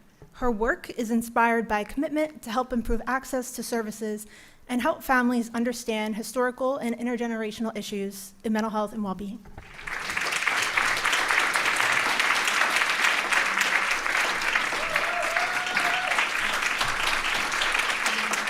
Wrong of me to accept an award and not say anything. So I will speak. I'll keep it short and sweet. But really, a lot of what Kelly pointed out is just like a passion for wanting people to have access to things that I myself don't have access to. And a lot of that stems from the fact that I am Black.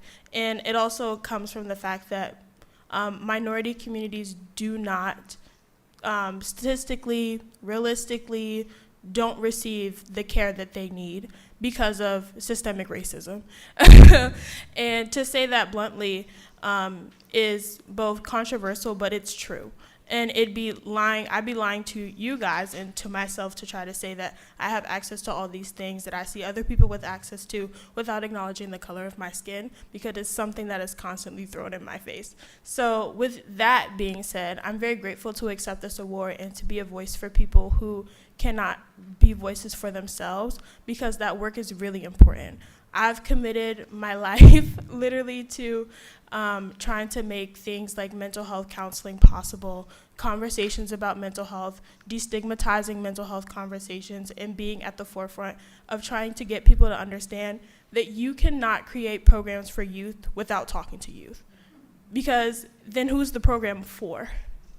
Is it for you? Is it for financial gains? Is it for on paper for it to be something that you said that you were able to do? What are like the long term and like the real impacts of doing those things? So I think it's really important to be a familiar face, but also just a voice that people are willing to listen to, and to be able to advocate for those who, again, as we've heard in the panels, aren't heard. Their perspectives aren't even considered. So thank you.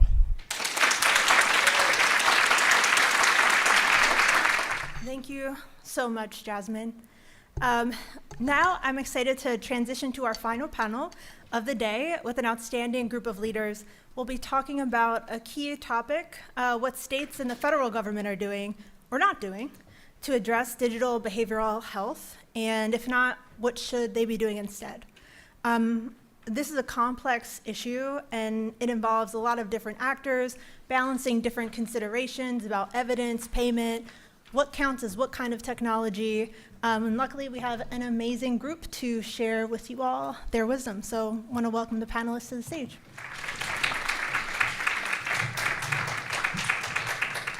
To get us started, I just want to start off by asking each panelist to take a few minutes to share about themselves, how they got into this work, and what they're primarily focused on right now. And I will put the spotlight on you, Carrie. Hello, thank you for letting us join you today. I'm Carrie Wood. I am VP and Deputy General Counsel of Regulatory and Risk at Spring Health. Spring Health is a global behavioral health solutions company. We partner with employers and health plans to try to reduce every barrier to mental health care. That is our mission. And we do provide a spectrum of mental health services. So we provide wellness coaching, therapy, all the way up to substance use disorder treatment and care. Kelly asked how I got into this work. So after graduating law school, my entire career has been in healthcare, but I had the opportunity to join Spring Health about 3 years ago, and it just so happened to be right after I lost my dad, who was a military veteran, to suicide due to PTSD. And so mental health care is very important to me, and making sure that everyone has access is even more important. Thank you. Going right down the line? Yeah, go ahead.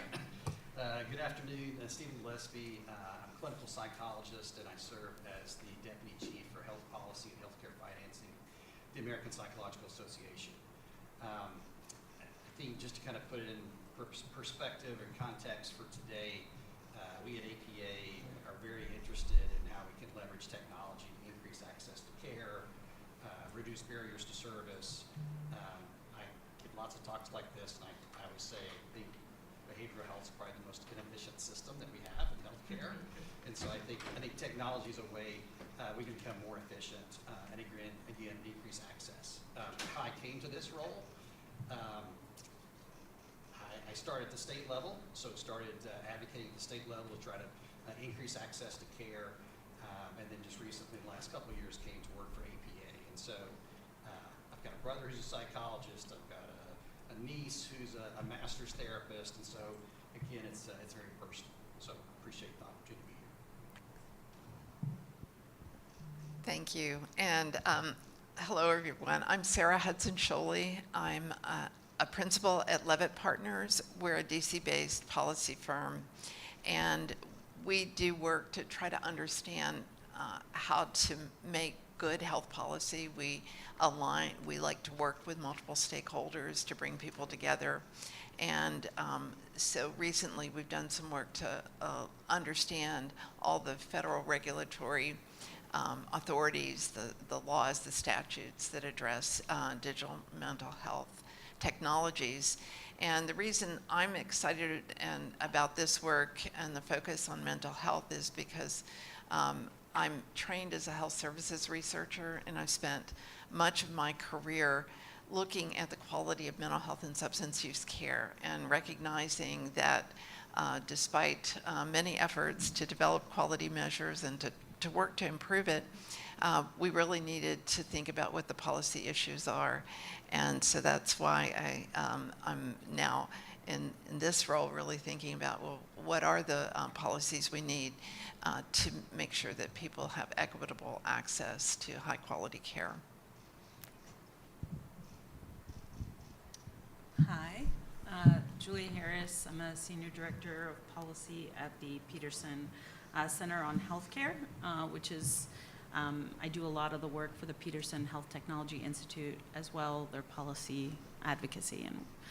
And how I got started is I worked in Tennessee's Medicaid program for many years and designed health homes for Medicaid members with serious mental illness. So trying to figure out how to best deliver integrated care from the primary care providers and the behavioral health providers. And I was young and optimistic about how well physical health providers and behavioral health providers would work together. That was all at the state level, and I think actually I want to credit Mary Giliberti, who she helped me, train me up in what it meant to do mental health policy at the federal level. And so I'll say a little bit about where I've landed, which is Peterson Health Technology Institute takes the position that, this is an incredibly complicated field with a lot of products on the market, and we try and make sense of that for purchasers. So that includes employers and payers who are trying to choose what types of digital tools might make sense for their members and their employees. And as of several years ago, before PHTI launched, there was not a good way to actually suss out what works and what doesn't, what improves outcomes compared to usual care and what doesn't. What PHTI has done is by clinical category taken groups of tools and evaluated them. We don't generate our own evidence. It's all based on the research that exists and the quality of that research. So there's things that actually a lot of what was discussed today is like, how are we moving forward into AI chatbots? And that's, we released this year a report on virtual solutions for depression and anxiety, and we didn't include AI chatbots, but I'm sure when we redo this report, it will be part of it. But the reason actually was not that we didn't look at it, it was that there wasn't enough evidence yet to kind of create the type of evaluation that we want. So I think I'm happy to talk more about the work that we do, but there's a lot of evolution in this field, and these types of tests of what works and what doesn't, I think, are critical to how we continue to grow and give services that work to people. Awesome. Thank you all so much. I always think it's helpful just to hear where people are coming from. Every time I talk to people in behavioral tech, they're like, I just kind of fell into this. So it's always meaningful to hear people's personal stories and then the ways in which they've navigated the system and working as advocates and researchers. So first, we're going to take a moment to set the stage a bit. As you know, me personally, I've been really working on this topic, and I think it can be really difficult to put all the pieces together. There's so many agencies and so many different folks who have to make decisions about all sorts of things for us to really make sure that everybody who wants access to support and digital behavioral health tools has access to them. And I was so excited when I found out that Sarah was on the panel, because her report, I was like, oh my gosh, this is great. So a report from the Commonwealth Fund, it has all of the tables that you need to put all the pieces of this stuff in your head together. But wanted to start it off with Sarah to share a little bit about, at the federal level, who are all the agencies and folks involved? Great, thank you. And so here's the list of what we did in our report, is really try to think about what are all the federal rules, the laws that address digital mental health technologies. And we used a very broad definition of digital mental health technology, everything that has been discussed today, from telehealth to chatbots to things that patients use and things that are used in the context of care, the training tools. And frankly, when we looked across all the authorities, which start from research and development that include making decisions about what tools are accessible in the marketplace, that's FDA's consumer access role, the role of CMS in determining reimbursement, and other HHS and the Department of the VA and the Department of War now that delivers care for others. And then so that's utilization. Then we also have laws that address issues around privacy and security of data. Within healthcare, that's under HIPAA, but outside of healthcare, that's under the Federal Trade Commission. So when we looked at all of these statutes, all the laws, all the regulations, very, very little addressed digital mental health technologies specifically. And when they did, it was for a narrow set of those technologies. So FDA has specific legislative authority to look at medical devices, but it's limited to tools that have the purpose of diagnosis and treatment. So that would be diagnosis. So there are devices or digital tools that can diagnose depression based on voice recording. There are tools that, the kind that Julia's team reviewed, that include cognitive behavioral treatment for sleep or other disorders. But that excludes all of the consumer wellness issues, chatbots, anything that is focused on wellness or lifestyle is specifically excluded. And in addition, anything that is clinical decision support for clinicians in the course of care that's not device related, those are also excluded. So this means that the FDA's review for safety and efficacy leaves out the vast majority of all of this technology.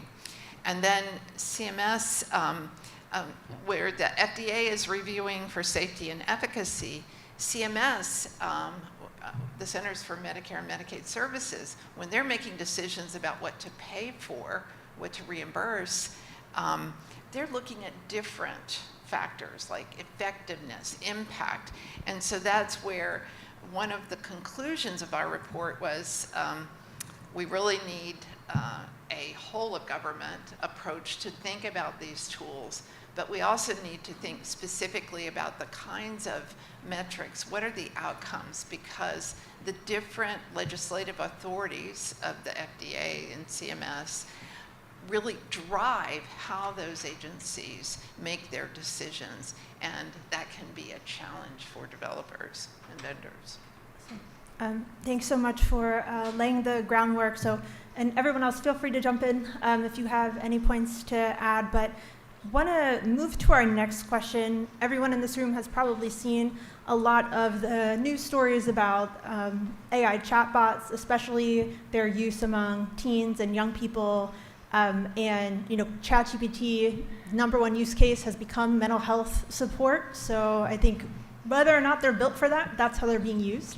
And I want to turn to Stephen to ask, what are some of the challenges faced in growing the use or access to helpful tools?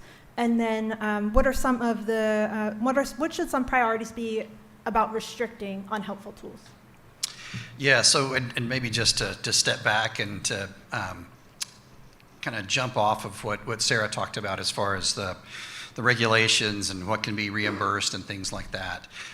So one of the things is CMS this past year in their proposed rule, when they lay out all the health policies, they did ask about, request for comments about should there be a pathway for funding for kind of wellness apps and things right now that don't meet, they don't fall under kind of the FDA purview. And I think, and I'll give you my take and give you APA's take. Theoretically, that sounds great.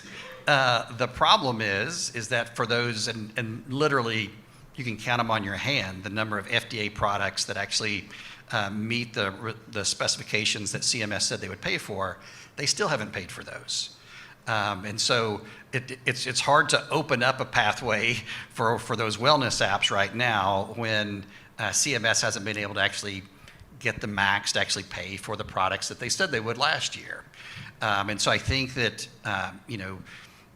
when Sarah kind of brings up the idea of, we need this kind of, this overall structure. So, it's important to kind of lay the foundation that the need for that structure is not just slowing the payment for those FDA products. Until you can get that right, there's actually no way to even look, because for the most part, and again, you guys are a well-educated audience, for the most part, people don't understand the difference between a wellness app versus something that's gone through the FDA process. I can tell you, CMS doesn't understand it either. The medical directors don't understand it, because I've had those conversations with them. I've had repeated conversations, and they still don't get it. And so there really is a need to kind of educate, but I think something like that has to be done before we can ever get to the wellness apps. I will say, as I sit through all the talks today, I think one of the things that really kind of struck me is, I think too often mental health is either kind of black and white. And that used to be the old, you got to have, individual services. And I think now we see with technology, you can have this range of service, from those products that can treat mental health issues to those that can support from wellness and other types of things. But we really lack a good structure to figure out the reimbursement pathways for that. And as we know, if there's not a reimbursement pathway, there's not sustainability. And it's like everything else in mental health. You can't get a grant, right? So you do something, that's very nice, and then it kind of fades away. So there really is a need to have an overall pathway for these products. I'll just add. I mean, I do agree with a lot of what you said, and I just say but it doesn't have to be either or. I do think there are a lot of problems with how prescription digital therapeutics and how they have not actually gotten to a lot of the patients that would benefit from them. And one of the things that we found in this evaluation, and I will just share for the group, and we did evaluate what it would mean for self-guided tools to go out into more commercial market, Medicare, Medicaid, and what would the savings be to those payers, as well as what are the improved clinical outcomes. And so self-guided solutions are shown to actually reduce PHQ-9 and GAD-7 scores in anxiety and depression. And so there is a value there, I think, independent of, have we figured out everything around prescription digital therapeutics. I think part of the role of what we need to do next is, after what things actually, what is the evidence showing for these tools, is how do you then bring more of the good stuff into providers' practice and into their like clinical flows, because I think part of it is, yes, the reimbursement has not been worked out, and that was part of what the physician fee schedule asked in this round was, you know, what should we do about the max? But part of it is going and seeing how you can unlock piece by piece what are the barriers, and they're not always all policy. Some of them is just educating providers too. That is a perfect segue into what I was going to add. So I'm going to talk in Stephen's area here. And so interestingly, I think a big barrier today to just access is the lack of clinician adoption. And so I think that only 65% of psychologists today actually use like an EHR. And so if they're not even using EHRs, how are they going to use these other tools that are being so quickly developed and, you know, pushed out on the market? And then to go a little bit further to what Julia said, I think part of it too is that, you know, we've talked a lot today about OpenAI, ChatGPT.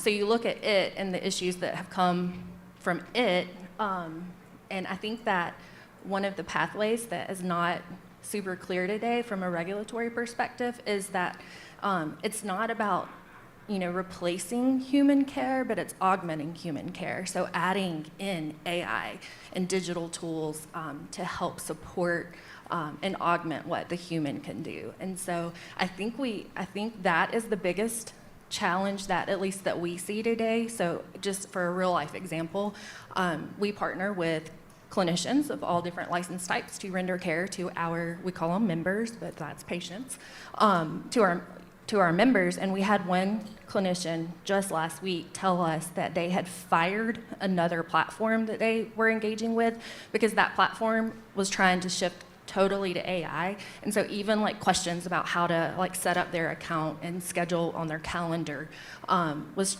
trying to be done through AI. And so that I think is just like further pushing clinicians away from adopting these tools. And so, yeah, I think that's a barrier. That's definitely related to the next question. I want to turn it back to you, Julia, given the work that you've just done. Are there key frameworks that have been created to standardize or regulate the development of digital behavioral health tools, especially and including those that use artificial intelligence? I think so. There are a lot of entities that are creating. We have no shortage of frameworks, I think, around what people standards and frameworks around AI. I don't think we've actually landed in any real way on what, like, as an entire, you know, society and or the federal government has not landed there yet. So there are a lot of standards, and we've, at PHTI, we're looking at what would it mean to actually, in the future, evaluate Gen AI tools, and that, you know, is something we're already starting. Obviously, like, these companies are all over the place at this point, so it's not far away that this is going to be part of the work of PHTI to figure out how do you actually create the evaluation for a Gen AI tool. But I don't think we have not landed on what those metrics are yet, and I don't think universally we have either, and the others may disagree, but. I'll start.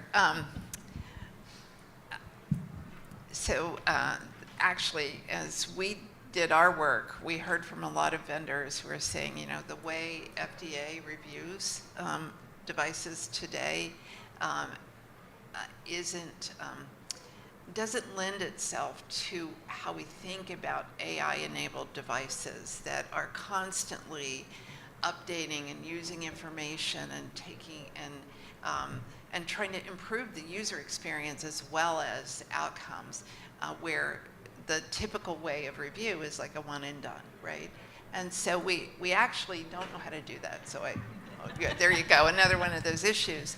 And then also, do we have, who are the experts in this? And I think it's a good sign that the FDA is asking for input. And so in addition to the meeting next month, there is an RFI out on the streets from FDA about about AI-enabled technology.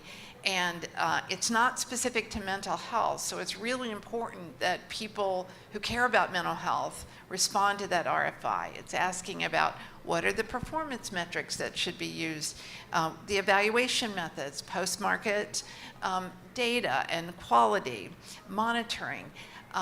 So just thinking about what's important, this is a time to actually help shape how FDA is thinking about that, and we know that the FDA director really cares about this, so it's a time for people to have some influence. And it's important because as a whole, this administration is really interested in allowing the world of AI to move, and wants to be the U.S. to be at the forefront of this work. So I think you're hearing sort of there are concerns, and do we actually know enough to actually set constraints or guardrails? And I know Carrie's been working on that. Yeah, so initially I was going to say a lot of what you just said, Sarah, about the FDA's process today is very much static over a life cycle, which just doesn't make sense for Gen AI. But I'm going to change, since you covered that, and talk about, I do agree, Julia, that we do not in the U.S. have solid frameworks around governing this, but we do have models. So EU's AI Act is out there, and it is actually inclusive of those models or AI tools that can change over time and continue to develop. And so I think that's a good model that we could build from. The UK has the NICE framework, and so while not probably as great of a model, it's more information that we can actually take and build from. And so while I think we want to have the United States be the leader in this, I think we also need to use the resources and tools that are out there already. So one thing I would just add is I think it's important for us, like Sarah said, to weigh in with the FDA. The FDA is not, like she said, it's not specific about behavioral health. I think the other thing, just to make sure everyone realizes that the issue of AI and how do we regulate that and what are the standards, that's not just for behavioral health. So CMS, they keep trying to update kind of their strategy on, is AI collecting the data? Is it analyzing the data? Is it providing a diagnosis? I mean, they're working on that. The American Medical Association, they start up a new committee every other day to try to tackle that. And so I say that because I think we need to make sure that behavioral health doesn't go off and do something in isolation. We need to be part of the larger discussions across those different regulators, CMS, FDA, and things like that. Because again, I think sometimes we make it a behavioral health issue, and some of this is not behavioral health, it's healthcare across. Just to quickly add to that, I mean, I think we've already seen that today with behavioral health, where we are today. So interoperability, for example, we have to have mental health parity regulations. Why? Because we're not considered, I say we, you know what I mean. Behavioral health is not right in line with medical and surgical today. And so why not? So now is the time. It is so important to participate. It's a good question when everyone grabbed their mic at the same time. Sarah, I was going to say, Carrie, we've talked a lot about the federal government, and I know that you're leading a lot of state-level work, and we've all heard, there's a flurry of different bills banning mental health AI, age verification, all of those things. Lots of people have strong opinions, so would love to hear from you what you're seeing. So KPMG reported earlier this year that in 2025's legislative sessions across the 50 states that every state introduced at least one law relating to AI. Clearly not all of them actually made it through the process, but there's over 1,000 bills introduced across the states, and at least 38 states introduced laws that are specific to AI and healthcare. And so this year it's been a fun challenge because not only have my team have we had to watch other potential topics of interest at the state level, but between myself and one other regulatory counsel, we've had to watch all of these AI and healthcare laws. And so I think the challenge, though, and Kelly, you kind of mentioned it, is that it's so fragmented. And so, yeah, we can see themes across the different laws that were enacted. So transparency is definitely a theme that we're seeing. So, when is something actually AI? Data minimization, so the different data that is being allowed in AI tools, the disclosure of what they're doing with the data. And then I think the biggest theme probably across is consumer control, so letting the consumer actually know and control what they're using, how they're using it. This is literally why I brought my notebook up here, is because there are so many state laws that are different. And so just a couple of ones that if you don't know about and you're in the state, you probably should look it up. But Illinois. So Illinois enacted a law that's already effective that permits AI it allows AI for administrative tasks and purposes, but it prohibits it for any type of clinical work. So clinical communications, therapeutic communications, all of that is under Illinois. Nevada bans AI clinical claims or AI therapist claims. Utah requires explicit disclosure, which most of these state laws do, and limits AI use in chatbots. Colorado requires accountability and very specific disclosures about the AI that's being used. Texas, same thing, disclosure requirements, and also it requires clinician oversight of both records and decision support, which is a little bit different than what we're seeing from what the FDA says has to be registered. And then lastly, California. So that one requires disclosures regarding AI. And this one is very specific to minors, and so it is very protective of minors, and so it requires certain disclaimers for minors that says this is, a chatbot. It's not supposed to be used as a companion. And so, yeah, I think it's, we definitely want to see state innovation. We want to see these frameworks start to develop, because where we are today, it's like the wild, wild west. And so we're seeing, a lot of negatives. And so we want that state innovation, but it would be really, really helpful for companies like mine and so many other folks if there could be just a little bit of alignment across the states. I'll just add that, it's shaping up to be a lot like a similar constraint for companies as licensure laws are state by state. It's very difficult for digital health companies to build something that is going to function well in every state because of these constraints around licensure. And so similarly, especially if you're in the mental health space right now, these state by state laws around constraining AI for mental health have been, you say it's a state innovation, I say it's sort of dampening our innovation in general for companies. But we need the feds to act, and they've been closed for a while, so we're going to see what happens. You said that, Joy, and Sarah snapped her head at me are you going to say something back? So no, I do agree. It is dampening innovation in general, because it's very hard to, how do you provide services in all states when you have to limit how you're doing something in Illinois? And so, again, I think that just the root is that we need some type of guidelines that are a little more aligned. I'll turn next question back to you, Stephen. So, are there special considerations that policymakers should keep in mind to be more intentional about investing in and creating infrastructure to ensure mental health and substance use care is integrated as part of medical care? Yeah, and so I know the comment, the quote about the EHR use, and I know Mary in her opening comment, talked about the fact that the vast majority of behavioral health providers were left out of the HITECH Act, and so we're playing catch up. And I'm just going to try to connect a couple dots. There's those comments. I know there were a couple comments about value-based payment today. You can't do value-based payment unless you're doing measurement-based care. You can't do measurement-based care and report it unless you're using a good EHR system that has interoperability. And so I think that, again, going back to back to Mary, I think, and I know right now, the feds with some of the Medicaid kind of rural funds are trying to open up some opportunities maybe for people to do some things around technology.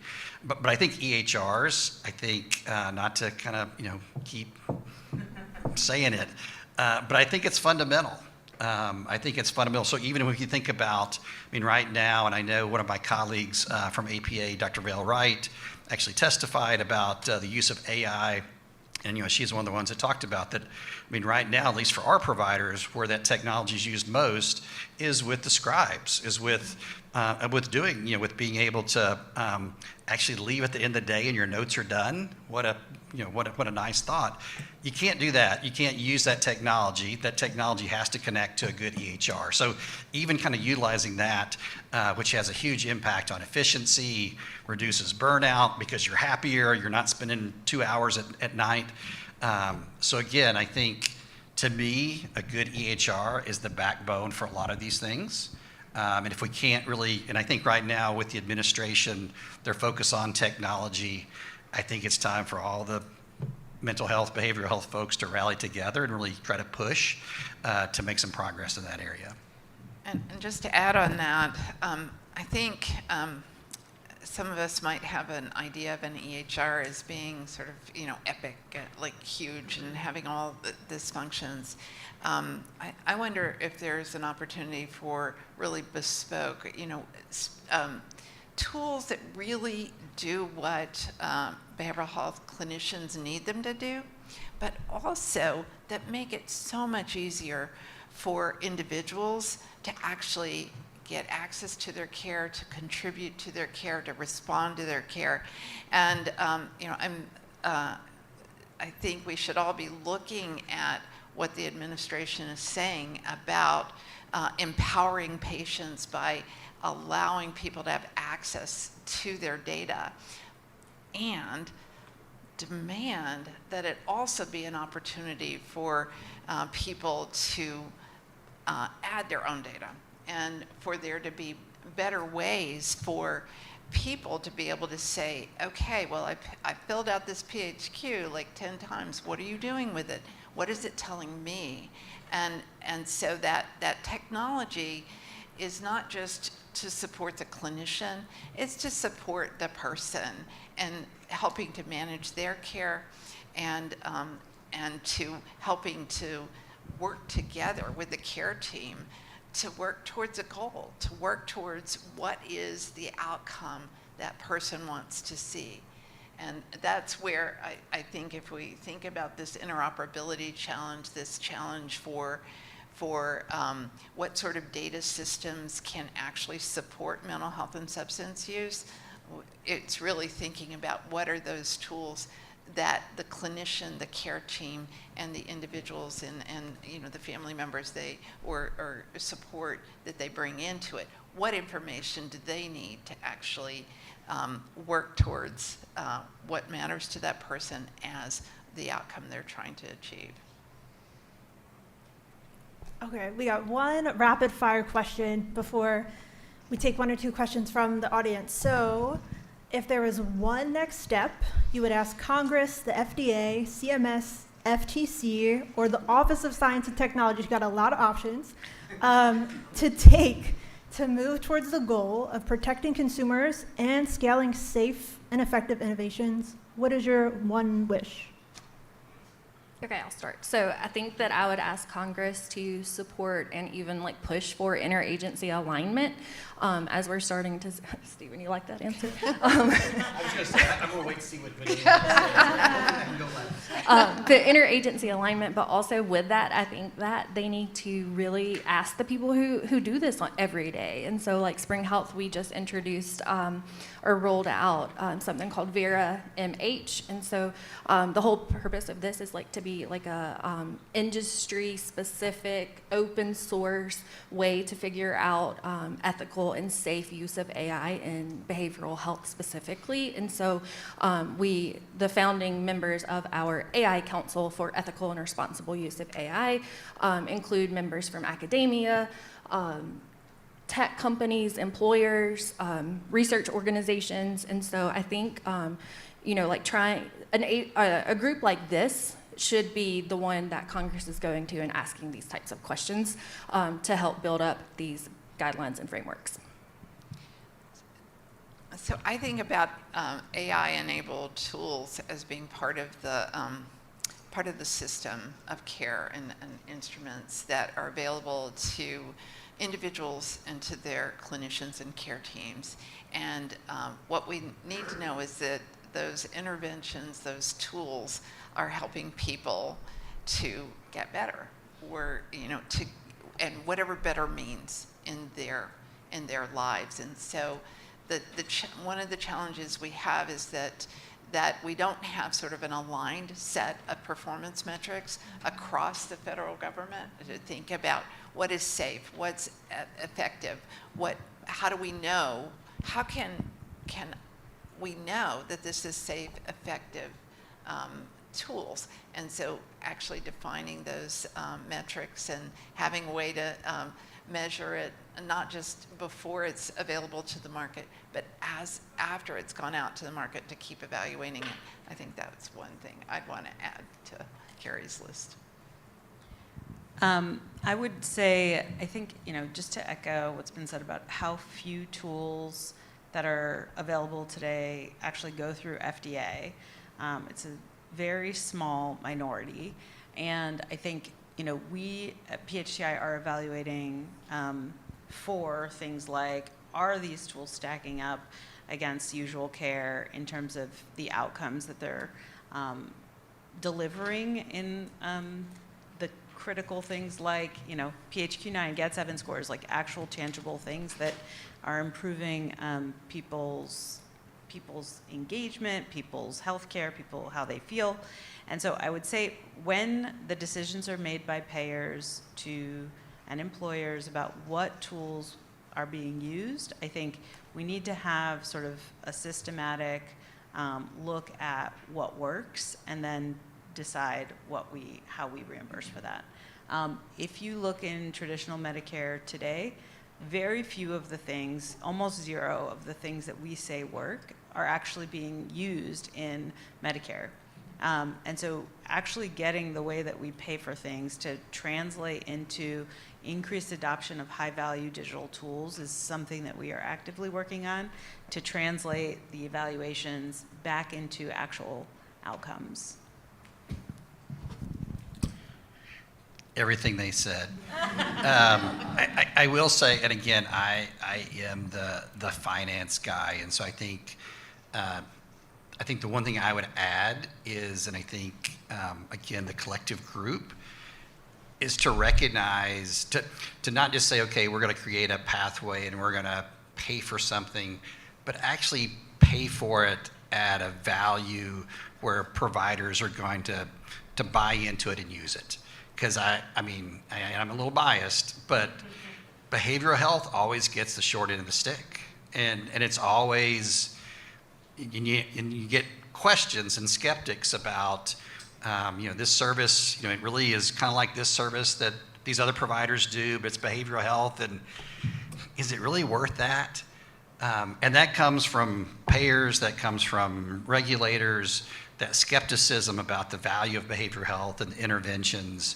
And so whatever system comes up with, I think we need to, that would be my wish, because I think without that, all these things are not sustainable. They're going to be great technologies that are not really made into everyday use. I think we do with technology, we have the opportunity to kind of change how behavioral health is provided. Different care models, not everyone has to be seen every week, all these different things. But if they're not going to pay for the technology and pay for that, I think we're going to miss a huge opportunity. Thank you. I love the strategy of, because you kind of got four, because you got everyone go first. So we have a little bit of time for Q&A. If anyone has any questions, I think Sid has the mic over there. There you go. Yes, hi. My name is Al Guida. I'm with Guide Consulting Services, and I'm the coordinator for the Behavioral Health Information Technology Coalition here in DC. I just had not a question, but a concern that I'm hoping the panel can react to. The slide prior to this had a about a half a dozen use cases for AI in the behavioral health space, and I know that ambient scribe is already being widely used in the community mental health centers that I represent here in Washington. The concern I have relates to an Energy and Commerce Committee hearing that Dr. Wright testified before about a month ago, and then 2 congressional staff meetings that I followed up on after that hearing. So just to cut to the chase, on Capitol Hill, among both members of Congress and congressional staff, AI and mental health is 2 things: teen suicide and psychosis. That's what it is. In the minds of legislators and congressional staff, that's all it is. So I'm just wondering, and so the concern is that to the extent that mental health is only a social cost as it relates to the rollout of AI, I think the concern I have is that when it comes time to create a reimbursement pathway in the Medicare and Medicaid space for AI and its application in the healthcare space, as happened in high tech, there will be no pathway for behavioral health. We'll wind up on the cutting room floor, as is often the case. So I'm just wondering a reaction from the panel regarding what I perceive to be the reality on Capitol Hill with respect to this technology as it applies to behavioral health, and then what we can do to dispel the misunderstandings that have firmly planted themselves in the minds of decision makers regarding this technology as it relates to the field that you operate in.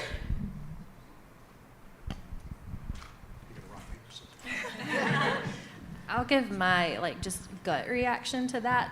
So my very candid response.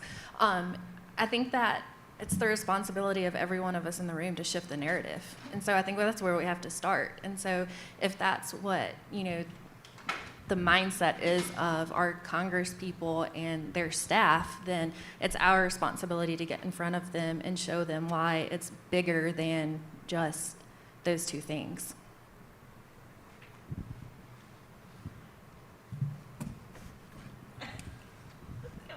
So this table came from our report, and I feel like it has to be updated every day, right? Because there's so many different kinds of technologies, and so in that quest to kind of say what is technology, digital technology for mental health and substance use, and what are all the functions it performs? Here's an example of some of those, and it's increasing. AI is integral in every one of those, right? Whether it's something that a clinician is using, like a scribe, whether it's something that a member of the care team is using to follow up with people, or whether it's something that an individual or a family member is using. And so so broadening the discussion is critical, because it really does have such an opportunity to reduce burden, to increase access, to actually support better care, and not just care that's delivered by the care team, but also what I, as a person needing help, might be able to do for myself. So I think that's that needs to be part of the story. Yeah, I think the other piece is, I think, and there's a fine line between, do you make it a behavioral health issue or do you make it a healthcare issue? And I think sometimes we make things into behavioral health issues and it kind of backfires on us because we're not part of the larger healthcare ecosystem. And so I think for some of these things, again, they're not unique to us. And so because I think you're right. I think the context for how, congressional staffers kind of see AI and behavioral health, we have to focus on that. But I think maybe sometimes making it about the larger healthcare ecosystem, where the same thing, because I think when we think about the scribes and the efficiencies, that's not just us, that's for all of healthcare, right? So maybe that's an avenue we should take. Awesome. We have one last question. Need the mic.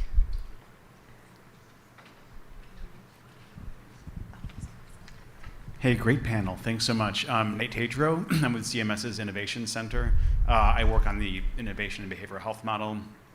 I support all the policy and infrastructure for health IT among our recipients. The slide after this one, which listed all of the different, relevant laws and regs, specifically the compliance one, I noticed that 21st Century Cures isn't there, but you did mention interoperability, right? So I'm thinking information blocking, interoperability, finally those 3 rules that are out now. I'm wondering if you can identify, just for the consumer, like providers and patients, what resources are out there to help people navigate the highly complex tapestry of state law around privacy and security. So we know like all this is like the federal floor, right? HIPAA. Isn't there a map for that? Well, I was going to say, that's why I'm asking you. As I work with our 3 recipient states, I'm developing just a bunch of resources that our participants can go to. And off the top of my head, aside from the Center for Connected Healthcare out of California, right? That's a really excellent website for telehealth. Is there something like that for all the different privacy regs? You mentioned Utah, California. They have a lot of consumer-facing privacy laws. I can't think of one that's really great for healthcare. Thanks. I think the only thing that comes to mind right off is a newer resource, but the National Conference of State Legislatures now has a tool on all of the state AI laws and regs, and how they impact healthcare specifically. So maybe try that. But no, I mean, again, I think it goes back to like the whole conversation around just like the fragmentation and how difficult it is for us as all of us in different organizations. But if it's difficult for us, what's it like for the consumers? Yeah, I'm sorry, I was laughing because I was looking at one of my colleagues, Deb Baker, and she was just shaking her head like, no, that doesn't exist. So in charge of our legal and regulatory affairs group. So I know Deb.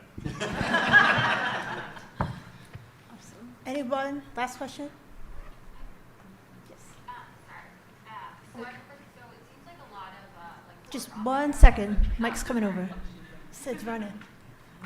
And this might also go with the CMS innovation, but it seems like a lot of like for-profit companies are kind of going in and selling products to different states and things. And I'm wondering if you have any examples of states that have created their own internal language or generative AI models that they've used, so that it's not like the for-profit that's kind of coming in, but either the government or the nonprofit sector that's doing it.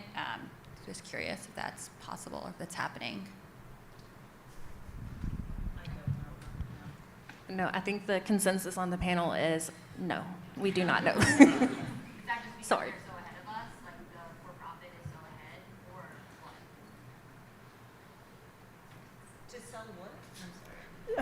I think you said, is it because the private sector is so far ahead? Yeah. I mean, I would say yes, just because I think about, I've never worked for a state or honestly like a public sector position, but the first thing that comes to mind is resources. And so for-profit companies have, like, that's what they're there for, and so they have more resources to develop those types of tools. And while I think it could be very beneficial for states to do so themselves, I think that it's probably a resource limitation. And that is just a complete guess. Awesome. Well, I want to thank our panelists. Round of applause. And then I'll welcome Caren back to the stage. Thank you all so much for joining us here today for our Policy Institute. We really appreciate your interest and attention. We're happy to welcome other ideas as we kind of continue the conversation going forward. Have a wonderful rest of your day.